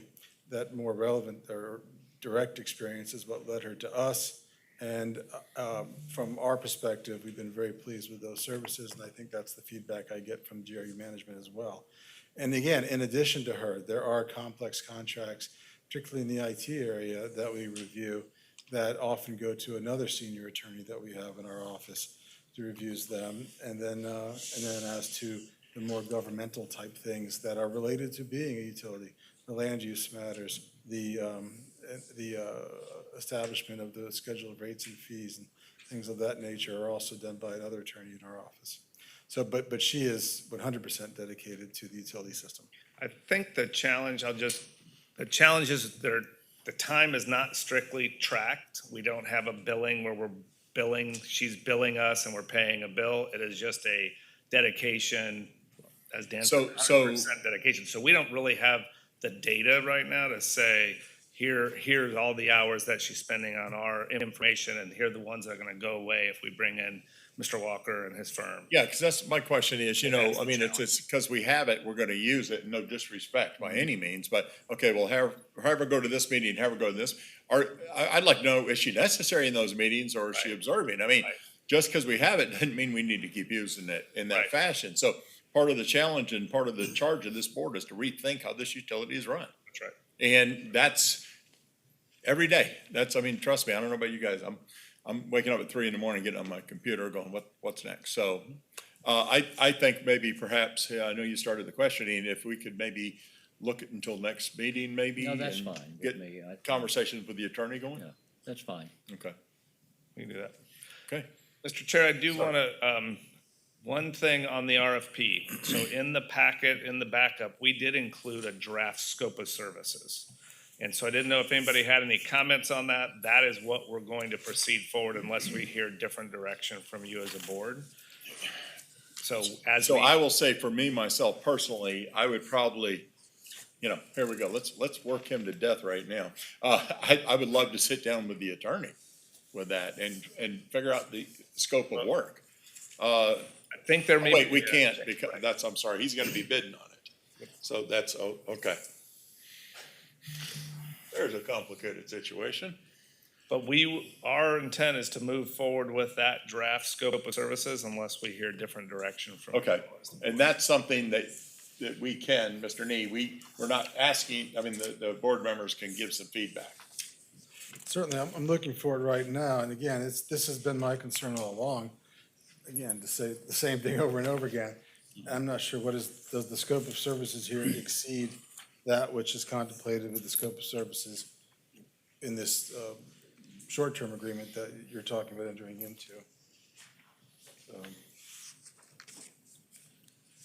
It looks to be the same, so, no, this. No, it's a separate document. Yeah. Well, so your position right now, unless we tell you otherwise, is to proceed forward as it's written. Correct. And that scope, I mean, I don't know if anybody's got any strong feelings about it right now. If they have any input, now would be your time. If not, we're gonna start rolling forward. Looks reasonable to me. Yeah.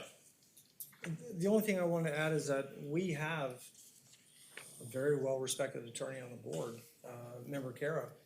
And I think this would be not this specific time, but to get some input on how to start creating separation in what is now appearing to be a triangle with me, potentially whoever the RFP lands, and also Bianca. And I think that because you understand the law significantly more than we do, I think at least helping us through the process and understanding what wheelhouses people are gonna be stuck in. And I, you know, I appreciate the fact that you look at me like I would have that answer. Don't let us down now. Well, in reality, I mean, I think we're looking at a unique situation here, and I'd be the last person in the world I would consult on the sunshine law in any of this municipal stuff. I mean, it's just, What it's about responsibilities? well, responsibilities. I Of mean, the 3 points of the triangle, just, it might be a separate workshop to start defining what the legal Yeah.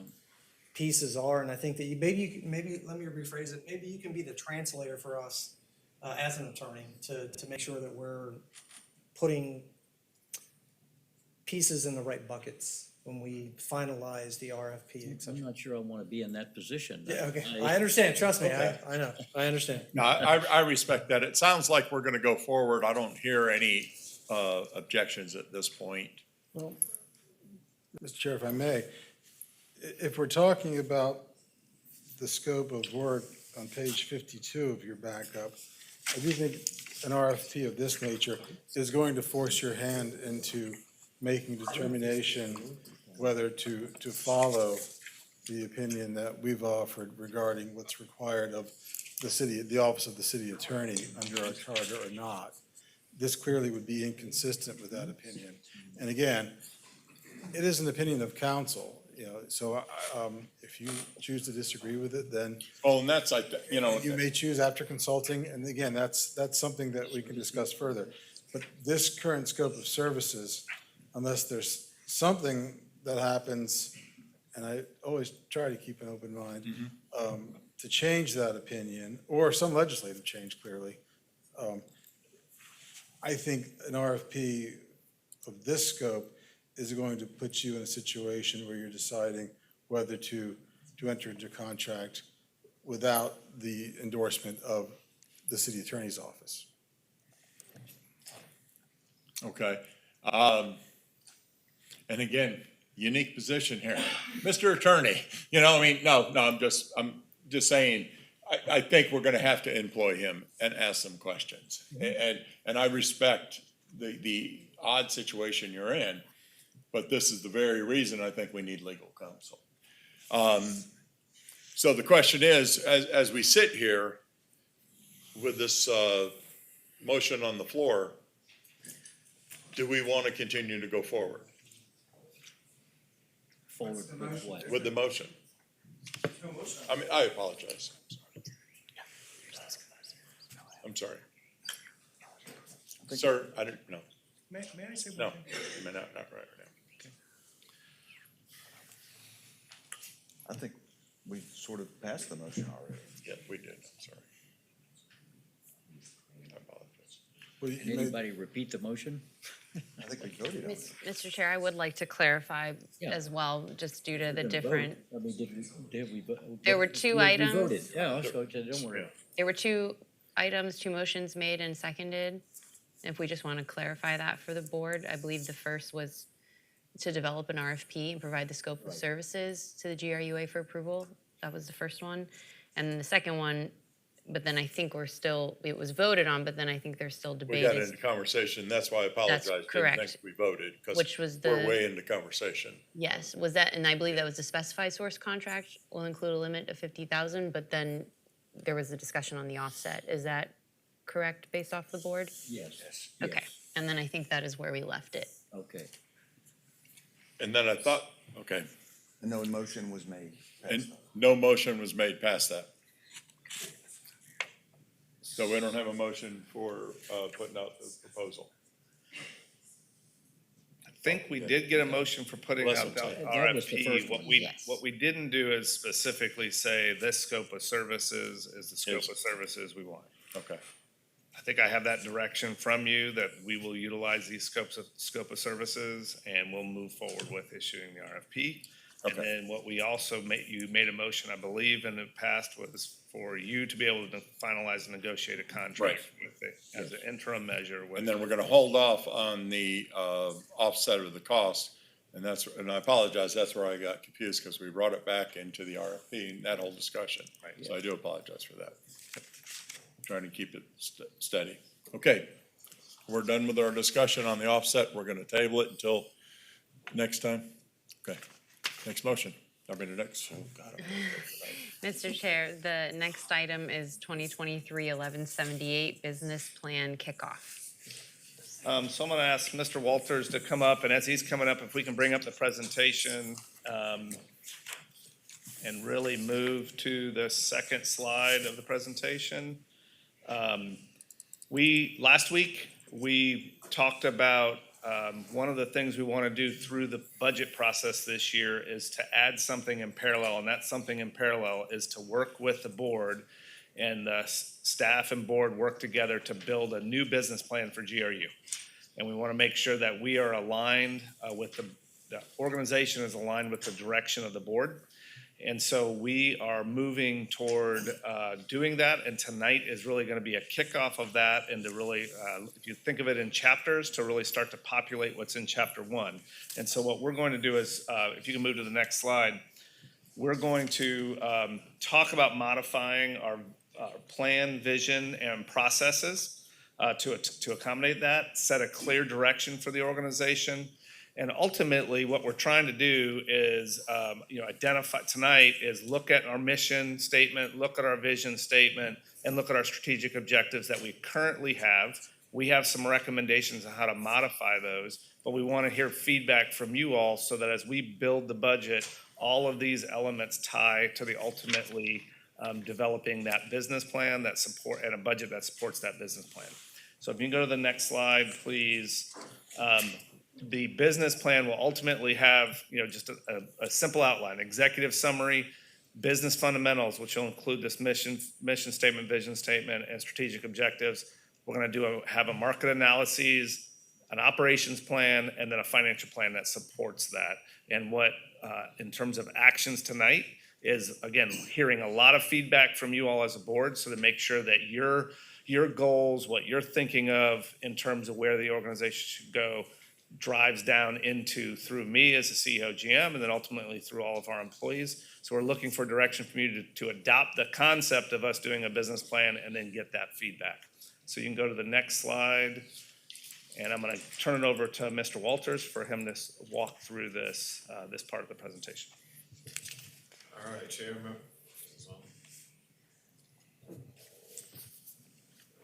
There we go. Chair members, Eric Walters, Chief Sustainability Officer for GRU. And I'll just repeat a few things that Tony said, as this is really the start of a discussion when we talk about mission and vision. We're going to ask for a lot of feedback and a chance for you to discuss and give us feedback as far as what you want to see with these. So again, you won't hurt our feelings if you say what you wrote down isn't right. We want to go a completely different direction. That's perfectly fine. That's part of the process, and we want to engage in that process. So we're going to propose some mission and vision statements coming forward. We'll pause and give you an opportunity to talk, since you can't talk outside of these meetings. And then we'll try and take notes and take that back and bring some either recommendations, or if you decide, hey, we're going to do this now, then that's fine. Don't feel the pressure we don't have to finalize any of these mission and vision statements today, but it's really just part of the discussion. So with that, as you know, the mission statement, as we talk about it, really drives the company. It's the core of the business. It helps to drive business culture and define what that looks like. And it really answers the questions, what do we do? Who do we do it for? Who do we serve, and why? And so just to give you an idea, our current mission statement is stated below.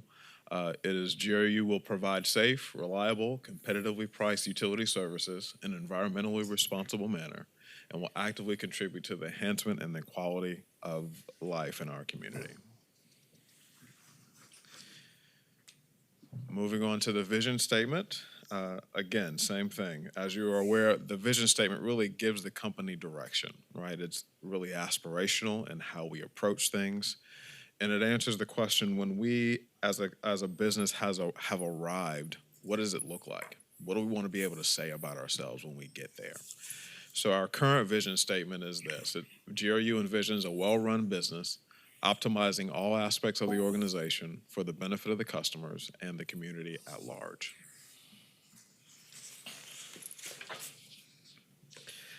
These may be a little hard to read because I think the font got changed a little. So what we tried to do is give some ideas of what of mission and vision statements from well-known companies across the United States, right? And I'm not going to read through all of these, but I'll just read like the first and the last one. So, for instance, Tesla, their mission is to accelerate the world's transition to sustainable energy, to create the most compelling, and the vision is to create the most compelling car company in the 21st century by driving the world's transition to electric vehicles.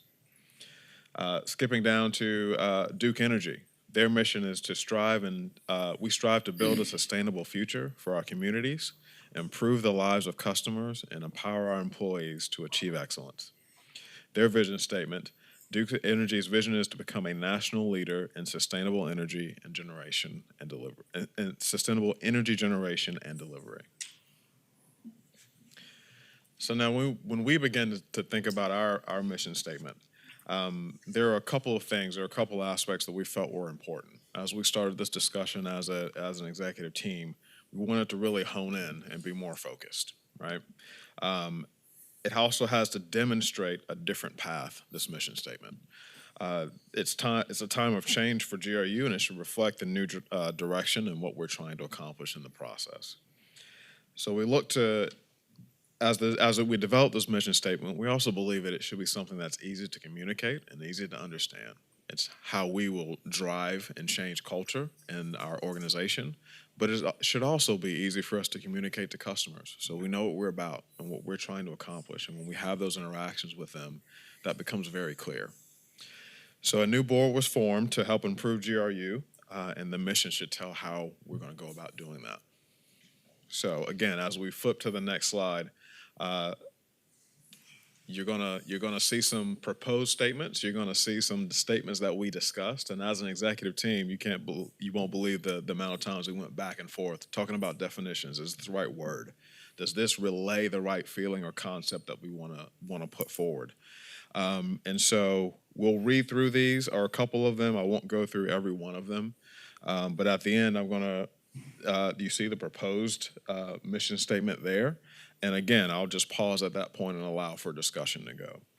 So we talked about a couple, like provide safe, reliable, competitively priced utility services in an environmentally responsible and fiscal sound manner. Give our customers a competitive advantage by delivering diversified utilities. Dedicated to delivering utilities at competitive prices. But ultimately, what we're proposing as a starting point here is the last one in the bold. It says deliver competitive core services. We believe that's easy to understand, it's easy to communicate, and it tells the message of where we're trying to go. But again, our feelings won't be hurt if you say, we hate it, and let's start all over. So I'll pause here, let you discuss what you want to see in a mission statement. We'll take notes and we'll bring back any suggestions, or if the board decides that this is what we want it to be, then we'll move forward with that. So at this point, I'll pause and allow for some discussion. Ask a question. When was the last time the mission and vision statement was revised? And secondly, when you did that, when that occurred, what was the process and who was a part of the process? Were customers included? Were employees included? What was the process before? So, Chair members, that's a very good question, and I'm not sure I know the answer to that exactly. Yeah, I'll jump in a little bit, so don't hold me to the nth degree on this, but I believe it was prior to 2020, because it started a strategic plan that went from 2020 to 2025. We involved a larger group. I believe it was like all of the managers, supervisors, managers, and up in the organization, which is somewhere around 65 of different folks. And we did, some of the traditional whiteboarding and charts and thought of different ideas, and then coalesced on these current mission and vision statements.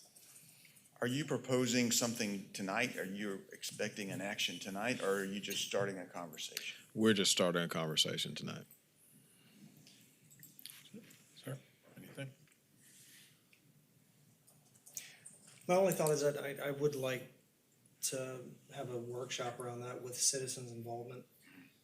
Because I feel it's important, because we are representatives. It's not our utility. We're just here to help.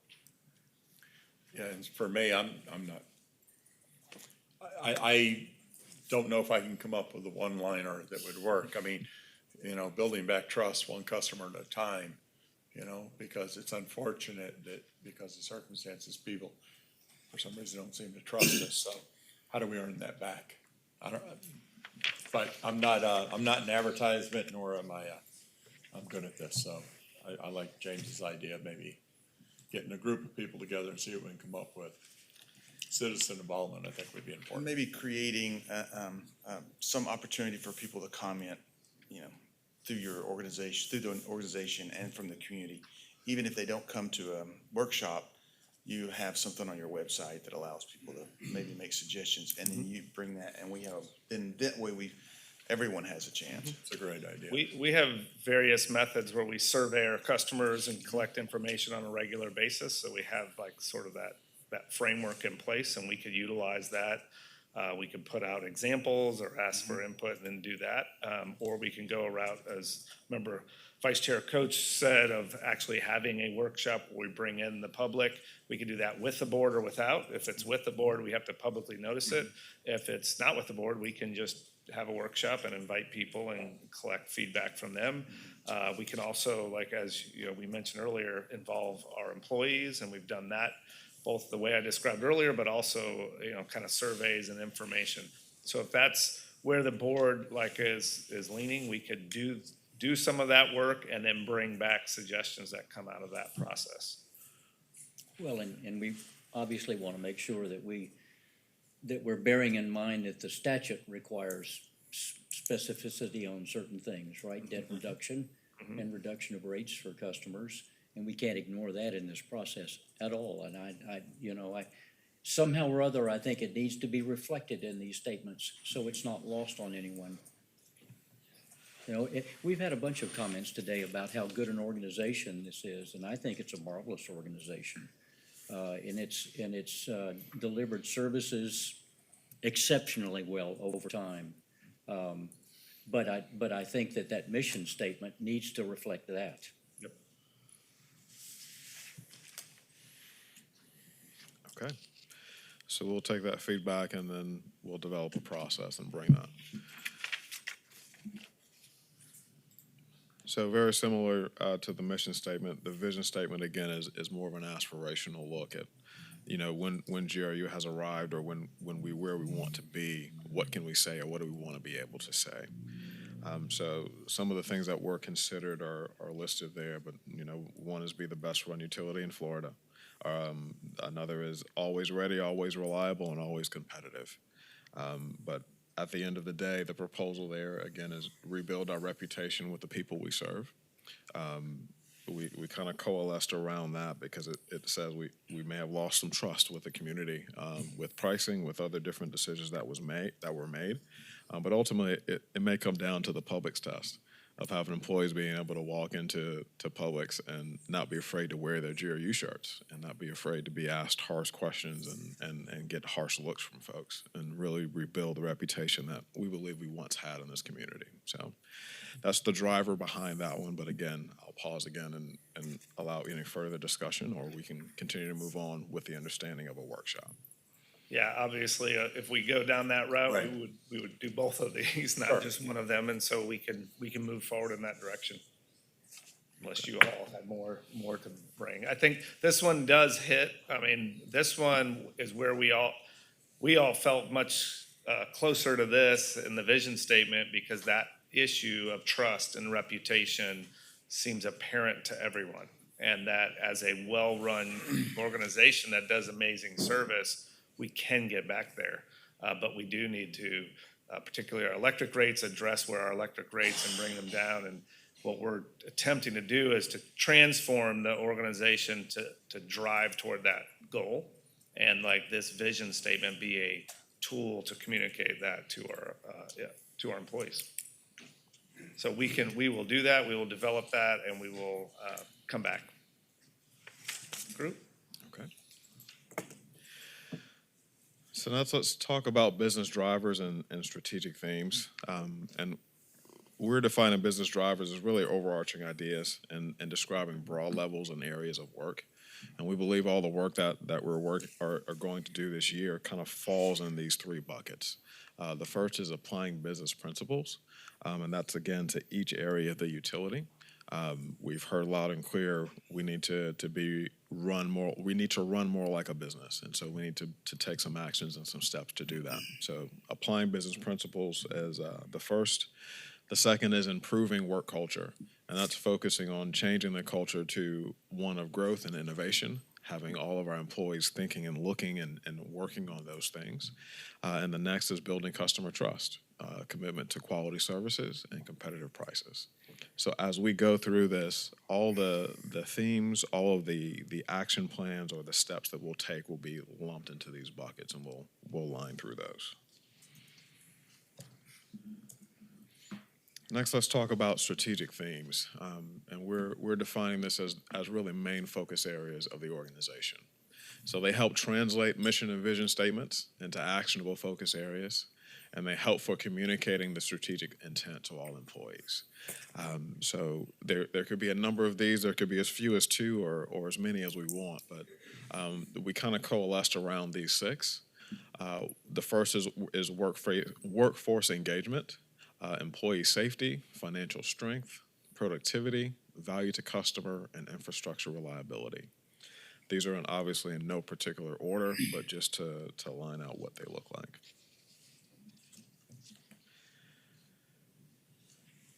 So when you look at strategic objectives, these are action statements. What must be done to successfully get to where we want to go and achieve the strategy and or the horizon that was within that study strategy. So we believe they should be easy to understand and they should represent continuous improvement as we go forward. And so the next slide is where I want to spend the bulk of the time. We want to move on to the immediate action plans. And this was presented last week by Tony, and I want to go through each one of these in more detail and kind of frame the decision-making behind that and why it's there. So it describes in detail kind of what we're working on as an organization and as a team. So for us, it does two things. It kind of conveys, okay, what are we doing? What are we focusing our energy on? And the second is also measurable accountability for not only Tony, but the organization as a whole this year. Is that these are some things that we can look at and say, are you moving in the direction that we should be moving? And we are looking again for feedback from these. If this is some things that we need to change or modify, then we're looking for that feedback tonight.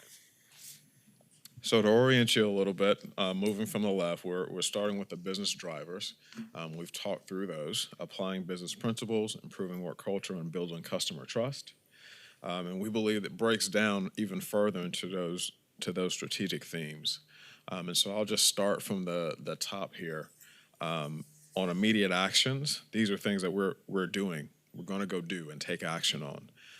The next column is the metrics or what we're looking at to show what are we watching to show that we've achieved what we wanted to achieve. And then the target is where we're trying to get to. So some of these are dates, some of these are numbers, some of these are calculations. But at the end of the day, it's something where you can say you either hit it or you didn't, right? So the first is improved project delivery systems, and that metric is incorporating business intelligence into project delivery. We have some business intelligence tools that we have, and we want to incorporate how we deliver, monitor, oversee projects, and move them into a more automated space and a more common space. And so that helps the organization more readily and quickly understand where projects are, the status of those, where they need to go, where we need to reprioritize and move along. So that date is a target of 7/1/24. The next is increased business process efficiency. And what we're saying here is to do a start, stop, and continue work task analysis. So when you think about that, there are some things as we've grown as an organization that sometimes you just start doing and you just continue to do. When you reevaluate, okay, are those things necessary? What value do they bring to the organization? And do we need to continue to do them? And if not, well, let's stop. And if there's something else more effective with our time that brings more value or brings us to a place where we want to go, well, let's start doing that. So taking a wholesale look at our business processes, figuring out what we need to keep doing, what we need to stop doing, or what we need to start doing in that process. All right, did I say start and stop twice? Continue, sorry. And we're proposing to do that by 10/1, and 10/1 is the beginning of the fiscal year, right? So some of these dates will be 10/1 because that's just the implementation of the new budget and timeline, and really tying the money to what that action looks like. The next four fall into the financial strength area. The first is manage expenses at or lower than actual revenue, and again, that's just staying below budget, at or below budget. Reduce net debt. We've had a lot of discussion about debt, and the current debt reduction plan has us basically reducing net debt by 20%. The board has made it clear we want to do that and more if possible. And so that's why that target is greater than or equal to 20%. We will hit that target, but if we can do more and put things in place to raise that bar, then we'll do that. The next is stabilizing electric rates. We believe that the focus of rates is really focused on electric, right? Our water, wastewater, gas, water and wastewater rates we feel are competitive. Natural gas are towards the lower end of the range. But electric rates is the focus. It's kind of what's out of kilter with everything else. And so we want to focus on our electric rates and stabilize those, and focus on FY25 first, and as we go through this budget process, bringing you options of how we can do that. The last is increase net revenues, and there's a couple of metrics that are in there. The first is power marketing and creating value there, and that is buying and selling power on the open market at an advantage. So if we can buy it for cheaper than we make it, then we do that. If we can sell it for obviously more than we make it and we can bring in extra margin and extra value, then let's do that. And so we've set a goal of at or more than $1.5 million of that. That sets a target where the guys that sit at the desk have something to meet, to strive for, and it's something that brings value back to the organization. The next is sale or lease of non-core business assets, and again, bringing value to the utility, equal to or greater than $9 million. Obviously, TRS has a value of $8 million, and we believe that extra $1 million is a stretched goal to identify other parts of the business, other non-core assets that we can leverage and bring in additional revenue. And the last is a board approval for net metering rate structure. That has a date of 10/1, but that's just the first date of the new fiscal year. The work plan shows that we'll be bringing recommendations to you as early as May. So you'll actually have those approved by May, but the target date is just coalescing with the new budget year. So I know that was a lot. I'll pause really quickly and get any feedback, answer any questions that you have on that first section. You're doing good. Okay, perfect. All right, next is improving work culture. And wanted to keep the focus on employee safety. Our employees take pride in doing safe work and doing work well, and doing it safely, going home in the same way that they came to work. And so we want to make sure that those metrics are not left out of this process. So the first is reducing recordable injuries and having a recordable injury rate per 200,000 man-hours of less than 1. And also reducing motor vehicle accidents, having preventable vehicle accidents per million miles driven at less than 4. And the next is workforce engagement, and both of these center around HR, human resources, and service level agreements and our policies associated with HR. So we're looking at holding general government HR accountable to the current service level agreement that's in place. We currently do a monthly review of that. We report on exceptions, and we want to make sure that what we've agreed to is being carried out. In addition to that, looking at HR policies and developing GRU-specific policies. We believe that different policies may affect the effectiveness of how we engage with our employees, how we engage with our workforce, and we believe that that's important going forward. And so that metric or that date is by the end of the fiscal year. I'll pause again for any questions there. I'll just touch real briefly on the policy thing. So that falls into similar, we had discussion tonight about the auditor's office and about procurement policies. There are currently policies that are under the, established through the city commission. We want to make sure we bring policies under this board. And so that's why we're establishing these GRU specific policies we'll bring back to the board, and that you all have the authority. We're not under previously defined policies from the city commission. Okay. Let's move on to the last section under the building customer trust. So for value to customer, looking at implementing AMI, I believe AMI will be very important in giving customers the tools, the information, and the advantage to control how much energy they use and control their consumption of utilities.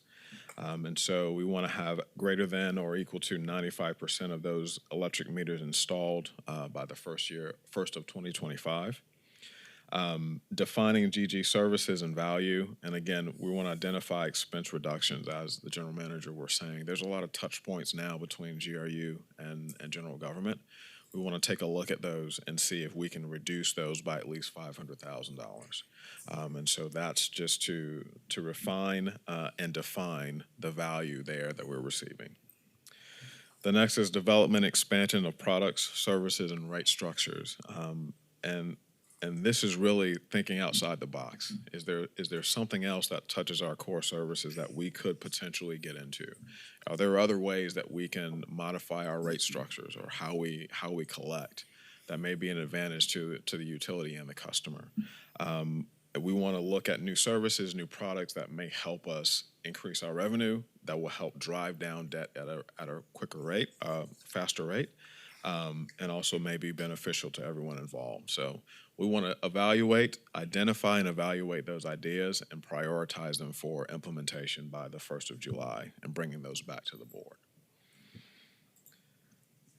Under the last one, infrastructure reliability, IRP, Integrated Resource Plan, bringing an approved plan, a recommended plan to you by April 17th of 2024.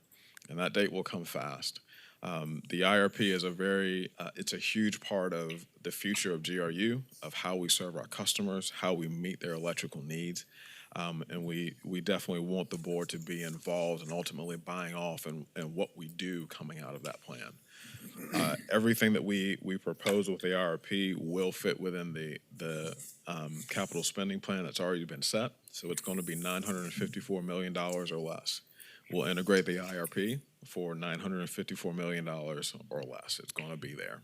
And so that's the commitment we have, and we'll bring that to you by April 17th. And the last is an infrastructure investment plan for each system. Again, that capital infrastructure, not only for the IRP, but for all of our utilities, water, wastewater, gas, everything that's involved, the rest of energy delivery, committing to staying with that capital improvement plan.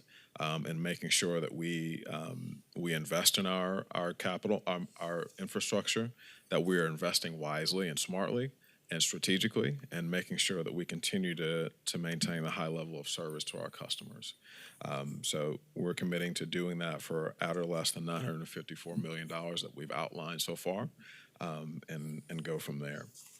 And so there's a lot here, I understand. There's a lot of metrics, there's a lot of numbers, there's a lot of different things that this document touches, but we also believe that there's a lot of work to do, and there's some things that we can actively go and have an impact and align our efforts with the vision of the board. So at that, I'll pause one last time for anything that's on this sheet, any additional questions, any thoughts, any feedback, modifications. Is there something else that we should be looking at? Yeah, I think that, I see that, you're talking about expansion of products and services and the IRP and recommended path forward. I think that we need to address clearly the electric side of the house. And you were talking about thinking outside the box. I think we need to think clearly outside of the box at our power mix, and how we move forward with our power mix. We've got aged facilities over there. Are we going to spend the money? Do we have the money to spend on those facilities to lengthen their lives? Do we want to spend the money to improve the interconnects with Florida Power and Light and Duke? We need to look at all of that. I'd like to see it all, and I would like to see that come back to us with an in-depth discussion of how we can move forward, provide reliable service and cheaper service to our customers. That's the lion's share of our bill every month. And so when I look at this, I can tell there's been a lot of work that's gone into this, and it's good work. But we need to address, that should be the lion's share of what we're addressing. So appreciate the feedback, Member Caro, and the RFP is probably where a lot of that will happen, because you evaluate connecting to I the understand. grid. I just want to make sure, from what I've seen of that, we're not talking about that in any of the documentation that I've seen. Gotcha. We're not talking about that. Right. We need to be talking outside the box on all of our power generation. Does it make sense to move forward with it? Does it make sense to move forward with some of it? Does it make sense to move forward with none of it? And we need to be looking at all of that, the cost of it, the savings to our customers. Absolutely. Yep. And so I believe with chair members, when we come back to do preliminary results, I believe it's January 17th, we're going to give you preliminary IRP results. And I'll just say, starting this IRP process is we wanted to evaluate all the options. We didn't want to leave anything off the table simply because it was taboo or we didn't want to talk about it. So some of the studies that we did in the IRP contemplated just that. No new investment in generation, letting them retire, buying all of our power from the grid, building new transmission lines to bring more of that power in, and comparing that cost to the baseline study. So that was contemplated in the IRP for that exact reason. I believe an evaluation of your future options should include all of your options, not just the ones you want to talk about, right? So that's what we did with the IRP, and we will be sure to point that out. There is a spoiler alert there. It's not cheaper, according to the models. And so we'll talk about exactly why and how and what the options and alternatives are for that. So you will see all of the outcomes, all of the cost comparisons, all of the scenarios, the making of those scenarios and why they were made and set up the way that they were, to try and answer a lot of the questions that we've heard and seen along the way from the last IRP to this one. So we believe that on the 17th, we'll lay all those things out, and you'll have the opportunity to engage and poke and prod and understand not the recommendations, but the outputs that the model has produced. Good. Okay. Recommendations? So recommendations, that the authority, oh, it went away. There we go. So we have three here. The first is approve the development of a business plan. And again, that's in conjunction with the board over the next year or so, developing that plan for the business and implementing and adopting that plan. The next is giving direction on the mission and vision statement, which you already have. We'll go back and do some whiteboarding involving a larger group of people to provide input, and then bring some recommendations based on that back to you. And then the last is giving direction on strategic objectives, if there are any changes, modifications, or something that's not there that you want to see. as a result. Okay, so the way I'm saying this, the only motion we need here is to authorize you to develop a business plan. That's it. I move to authorize them to start a business plan. I'm kind of lost as to why we need to authorize them to do that, but I'll second the motion. Yeah, I mean, I think it's just to give approval, to put them in a direction. I think they want the board. It's really, so we have a business plan, an operations plan. It's really to do it jointly with the board, to come alongside and the board, Yeah, so and it's, we're aligning. I can see the confusion there. It's sort of, that's why I said I only see one motion there, but That's they, right. they know what they're doing. You know, I mean, they have their marching orders, I believe. So we have a motion and a second on the floor. Do we have anybody who'd like to speak to the motion on the floor?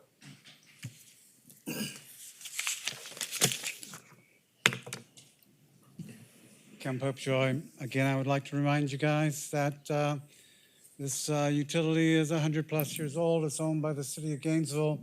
It has been an integral part of this community and building the kind of community that we have for all of that time. And that none of those suggested mission or vision statements included the word community that is current in our that's present in our current mission statement. And I would ask that when you poll or seek feedback from your customers, whatever methodology that you use, that you give the citizens an opportunity to speak directly to you and say, we like where we are now, as opposed to jumping to just being the most profitable business that we can possibly create. Because that's not what GRU is. As much as you may be wanting to create that, that's not what GRU is. And I don't know who told you that we don't trust GRU. I don't know who told you that. I guess some really loud voices must have said it enough times that you believed it. It's not true. I trust GRU. He trusts GRU. My wife trusts GRU. We've watched GRU work our neighborhood.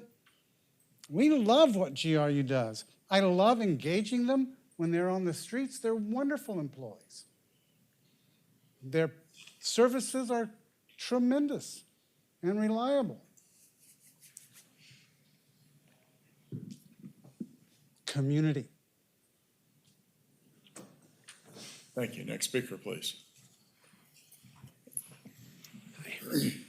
Tom Lyons, citizen, but also investor, right? And I think this is the one thing that maybe got left out. And it's a rewording of what Kim just said, but from a business perspective. You want this to be a business, right? And you want it to be a successful business. Well, what does a successful business do? You board members have a fiduciary obligation to return profits to the investors. Legally, yes. You all signed up for that. So what I'm hearing is that you want this to be run as a nonprofit where everything gets pushed down into reducing rates. So that's great, and that will benefit a lot of investors because they're citizens of Gainesville and they have GRU. But you're also taking money, profits, from the investor and giving them to people who aren't investors, GRU customers who live outside of the city, okay? And I don't know where I stand on that, right? So we're the investor and you have completely taken us out of the equation. And it's what y'all wanted, right? You wanted to take power away from the citizens of Gainesville through their elected representatives and put it in your hands. This is what all of you wanted. This is a problem. It's a business problem. You're proposing a business that will not have any ROI for the investor. And that ROI could be community engagement or doing what people of the community want with the profits of the company. Okay, now I understand GRU may not be a profitable company right now due to debt load or whatever. I don't know the numbers. And you don't pay dividends to your investors when you're not a profitable company. That makes sense, I get it. But if you want to build it and there isn't I still have a few minutes, yeah. If you want to build a profitable company and then say we're not going to distribute any of those profits to the city, then that seems wrong. So I'll just stop there. Thank you for your time, sir. Next speaker, please. Angela Castile. So many of you know that I admin Customers for a Better GRU. I propose that GRU use Customers for a Better GRU for feedback. That is specifically what we are meant to do anyway, but GRU doesn't use it. It is an open forum. You don't have to join. But aside from that, I'm hearing that there's many people that do not support this law. However, I started a petition in July of 2022. Yeah, 2022. On this. 3,238 signatures say that they support this law. Thank you. Thank you, ma'am. Any other speakers at this time? Real quickly, I wanted to thank Mr. Walters. Excellent presentation, even the fine print I was able to pick out. I'd like to get a copy of that work. The main question I have is in the IRP, are we going to discuss, and are there meetings, future meetings for the IRP still where citizens can come? Where Mr. Lawson's suggestion at the last meeting will be discussed, which is the city commission voted, I don't know when, a few years ago, to make this utility carbon neutral or zero carbon by 2045. That's a big, remember making that comment at the last meeting, Mr. Lawson. I hope that's going to go into the IRP discussions, and if you want to change that policy, are you going to discuss it at any time? Thank you. Thank you very much, sir. Would anybody else like to speak to the motion at this time? Seeing none, bringing it back to the board. All in favor, say aye. Aye. Any opposed? Seeing none. Madam Clerk. Mr. Chair, the final item is 2023-1181 rate and GSC scenarios. So, Mr. Chair, Mr. Benton, I believe, is making his way up here. A lot of what's been discussed as we enter into the budget process, there's some big levers and decisions to be made. And those levers really are around rates and they're around the government services contribution portion. And so as part of that,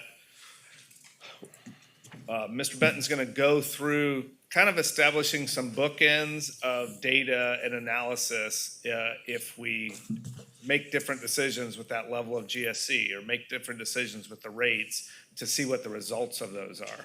And so he's going to go through that tonight.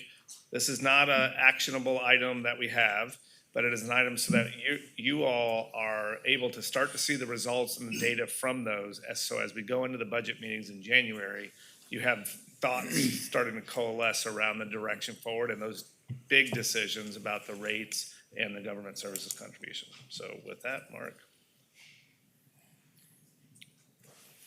Yeah, Mr. Chair, as the CEO just mentioned, we're about to embark upon the FY25 budget process. And so what we wanted to do tonight was just kind of give you a very high level overview of some potential alternative scenarios that relate to two of the key variables in budget development. That's the base rate structure and the level of the government services contribution.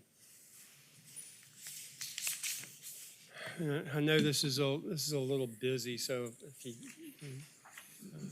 be patient with me, let me walk you through this. But I want to remind you that the current rate structure is we have recurring base rate increases in the electric system of 3% for 25, 26, and 27, and then zeros going forward through the end of our forecast horizon, which is 2034. We do a 10-year modeling process. We also have 5% per year base rate increases in the wastewater system for that same 3-year period, 25, 26, and 27. Zeros going forward from there. No rate increases in water or gas. So what we've got up here is a alternative rate structure. This one in particular, if you look at that top blue line, it's no rate increase in 25 in any system. You're eliminating the 3 in electric and the 5 in wastewater, and using a CPI rate increase for each year from 26 through 34. On the left-hand side, you see that reserve target column. We have a cash balance policy that was approved by the City Commission back in 2019. It was based on a study done by our independent financial advisor, PFM. They looked by system at the business risks associated with each system and developed a reserve target for each system, and that's what you see there on the left-hand side. On the next column is what we estimate currently under the existing rate structure, what those reserves will be at the end of fiscal year 34. The third column over is what those estimates at FYE 34 will be by system if we were to implement the alternative rate scenario that I just mentioned. No increases in 25 and then CPI increases going forward in each system. We've listed there at the bottom what those CPI estimates are. They range, as you can see, from 2 to 2.4%. As part of this rate scenario, we would also implement a $4 million O&M expense reduction in FY25 and a $4 million reduction in the GSC level. And then the ultimate, the output from this is that the difference in the reserve balances on a combined basis for the system under this scenario is almost $49 million more than what we're generating under the current structure.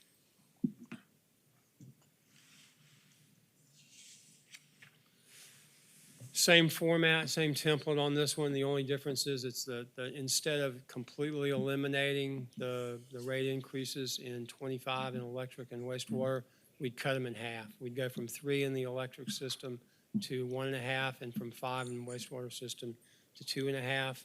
And we would have a $2 million O&M expense reduction in 25 rather than a 4, and a $2 million reduction in the GSC in 25 rather than a 4. As you can see, keeping that 1.5 and the 2.5% in 25 ramps up that increase in the reserves that would be generated compared to the one you just saw, from $49 million to about $95 million more than that we have in the current forecast for our existing rate structure. The other variable that we want to talk about briefly tonight is GSC. We have in our model right now, based on the current GSC level and the current forecast as to how that'll grow, we anticipate that through 34, we're going to pay, from 25 through 34, we're going to pay about $165.3 million in government services contributions across all systems over that decade. So obviously, eliminating the GSC going forward is going to reduce our expenses over that period by that $165 million. You see the asterisk at the bottom, and this is something that we're going to be talking to you a lot, about as we go through the budget process. Is for any change that we make, or even if we go through, keep the current structure, as to what the board's inclination is as to whether to apply these monies to debt reduction or rate reduction. Second alternative is reducing the GSC by $7.8 million a year for each year, 25 through 34. It's pretty simple. That's a combined expense reduction of about $78 million. And finally, keeping it flat at the current $15.3 million level would cut about a little over $12 million in projected expense over the next decade. So I think, as the CEO mentioned, we're gonna be talking a lot more about these as we go through the budget process. We just wanted to touch briefly on some of the mechanics. There are virtually unlimited combinations and permutations of how we build our rate structure going forward. Like I said, we do 10-year modeling. That's something that we'll obviously be interacting with you about as well, as to how you want to see those combinations put together and how we use the resources that fall out the bottom of those changes. That's it. So Mark, what I would say, and I think I've talked about this before, as you present these models going forward, I'm interested in how this flows through ultimately to our customers. Whether if we pay down debt, eventually we expect to see our rating increase and our interest rates would drop. And then how does that flow back versus a rate reduction versus balancing? So as you do the models, please try to connect it back to how does that ultimately impact our customer? We will. That'll be part of the output in terms of, like you said, what the base rate structure looks like versus what it is now if we go one path, and also, as you mentioned, how it impacts our debt service costs going forward and how that translates into rates. Those will be part of the outputs of this process. Anybody else?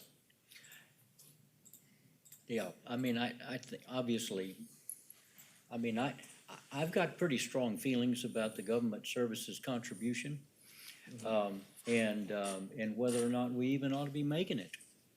And I know that we haven't been talking about it. We talked about it sort of a little bit in earlier meetings. I asked the question about the current budget that we're in. That's one of the reasons I wanted to talk to an attorney.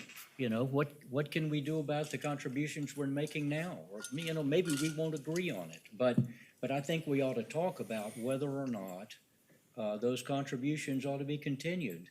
And we may not agree that they should be dropped. We may agree on a different level, but we sure as heck ought to be talking about it. And what little of the history that I know about the GSC or the general funds transfer, I mean, it's one of the reasons that we're in the state we're in today.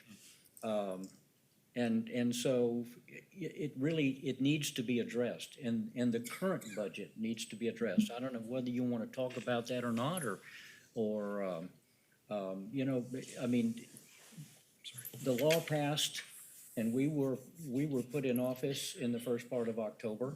The budget went into effect in the first part of October, and these contributions have continued to be made, and we've not talked about it. And so I don't know what you as the chairman want to do about that and when we want to address that, but I think it's sooner than later. I would agree with you. I mean, obviously, it has to be addressed in the next budget, but we've got a lot of money at stake in this budget. That is a fact, and it has been mentioned that we can alter this budget. Yeah. And So we have that ability. And So, the yes, sir. same thing with the SLAs. I mean, we provide services, as I understand it, to the city. And the city pays us theoretically for those services. You gave them a break. I'm not sure what your motivation was in that, but I mean, you gave them, what, $3 million or something? We actually increased, so we were paying 1.4 million. We increased that, or they were paying 1.4 million. We increased that to 2.9 million. But the total bill was 5 million or 6 million or something. Using the allocation method of the licenses, like so I believe, off the top of my head, the O&M budget for IT is around 9.9 million total. The allocation using licenses to general government came to the 5.9. We were, for the previous decade, only charging less than 1.4. Yeah. And so we doubled that, and did with a plan of only doing that for 1 year. Yeah, and I don't, Getting away from, moving I understand, away and or- I don't necessarily want to revisit. I'm just saying that, maybe we need to have, a vote at some point here that, there are or SLAs. We acknowledge that there are. And so the approval of those maybe should be done by the authority then. And they have to come to us, or that whatever that full amount is what's billed to the city. So we do, remember Carol, we do have on the schedule to bring those, I believe it's February 7th, or it might be the 21st, to bring recommendations on each of those engagements that we have with the city and a path forward. We can try to accelerate that if we want to do that sooner in an earlier meeting. It's the pleasure of the board if we want to try to accelerate that. The general services contribution and they need to be addressed. I agree. We're spending money today on that, and we've not talked about it. That's one of the things James wanted to talk about a long time ago.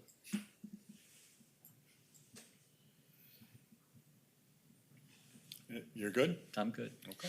And just keep it in mind, as a board, any member can make a motion to put something on an agenda or ask to be on. I understand that in the previous meeting, it wasn't received that everything wasn't on there, but a member can make a motion. So I simply run this meeting and I help with the agenda.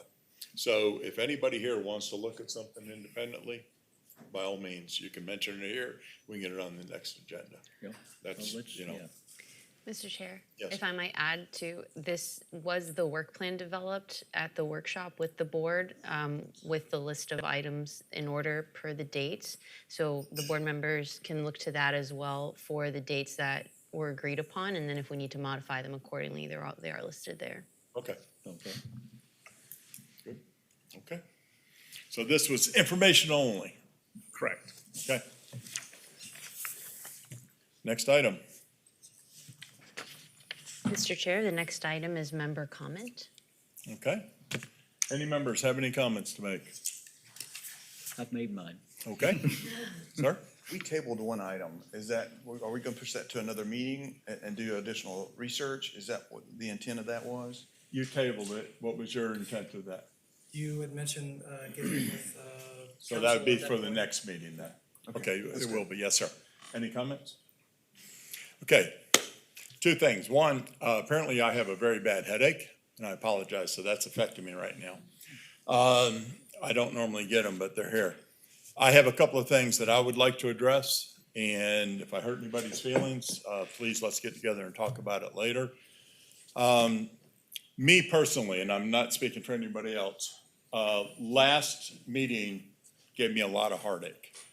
And there was a lot of information there, but I spent a lot of the meeting trying to figure out if those two employees knew they were coming up here. I was looking out at, looking at our attorney, looking out in the audience and everything. For me personally, I think, I went back and read, and I think you brought some good things to light, but I think the presentation was very distracting for me. And I didn't get your meeting. I was more worried about, do they know they're coming up?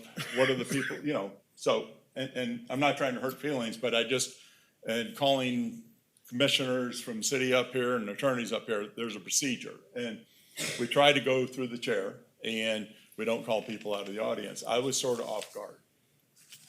And I have to be able to talk about it, and unfortunately, this is the only venue I can. So, like I said, I saw you yesterday at Fresh Market, and, I just didn't feel like that was the appropriate place to talk. And I don't think I could have, to be honest with you. So I just wanted to make it clear for me, I'm not speaking for the other two gentlemen. That being said, I have been, and I think we all have been looking at this law and trying to figure out what to do. I'm looking at last week's meeting. I got some information I needed. I looked at it.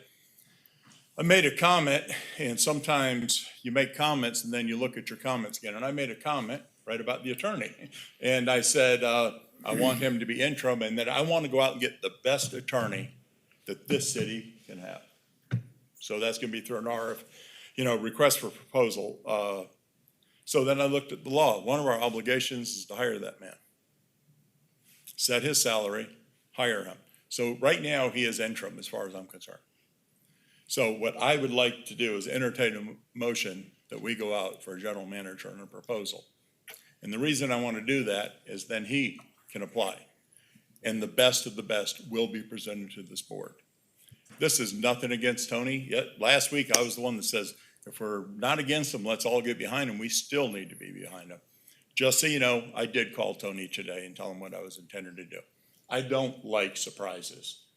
I don't think they work well in business, in government, or anything. So I called Tony. I said, Tony, here's my thinking. Here's my methodology. Here's what I want to do. I asked him to do something. He says, I'm not comfortable doing X. I said, I am going to proceed forward to bring this to the board and ask for a motion that we also go out for the general manager. And he is interim at this point. If we don't do that, then I think, according to this law, we have an obligation to set his salary and negotiate his contract. That is in the law. And I made a comment earlier that my phone has been blowing up and my texts have been blowing up, and people are quoting the law. So I've been reading it yet again, and it's amazing. Every time I read it, I find something else. And I do listen to the audience. And I am, when they say something, I go back and I look at it, because this is the framework. So if someone would like to make a motion, I would certainly entertain it. If it doesn't go to a motion, I think we need to proceed forward with negotiating a contract and a salary, because that is in the law. So I will stop. This is not an attack. It's not anything.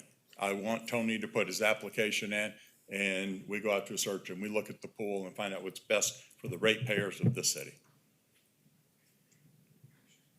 Period. And if there's no motion, I'm good. I'm not sure I'm smart enough to repeat everything there. It would be a motion that we recognize that Mr. Cunningham is an interim CEO, general manager, because that's my interpretation of this law. And because we have not officially hired him and negotiated a contract, that we go out and get a proposal, get a firm, RFP, yeah. a headhunter firm to go out Yeah. and to seek a general manager for the utility. And authorize me, I guess it would be me, because it wouldn't be the general manager or his staff, but me to negotiate with the firm to engage in finding a general manager for this firm. And I do apologize, I have a headache, and my speech is obviously affected, and I do apologize. Well, that makes sense to me. I'll so move. Okay, we have a motion. Do we have a second? A second. Okay, we have a motion and discuss, second. Is there any discussion from the public?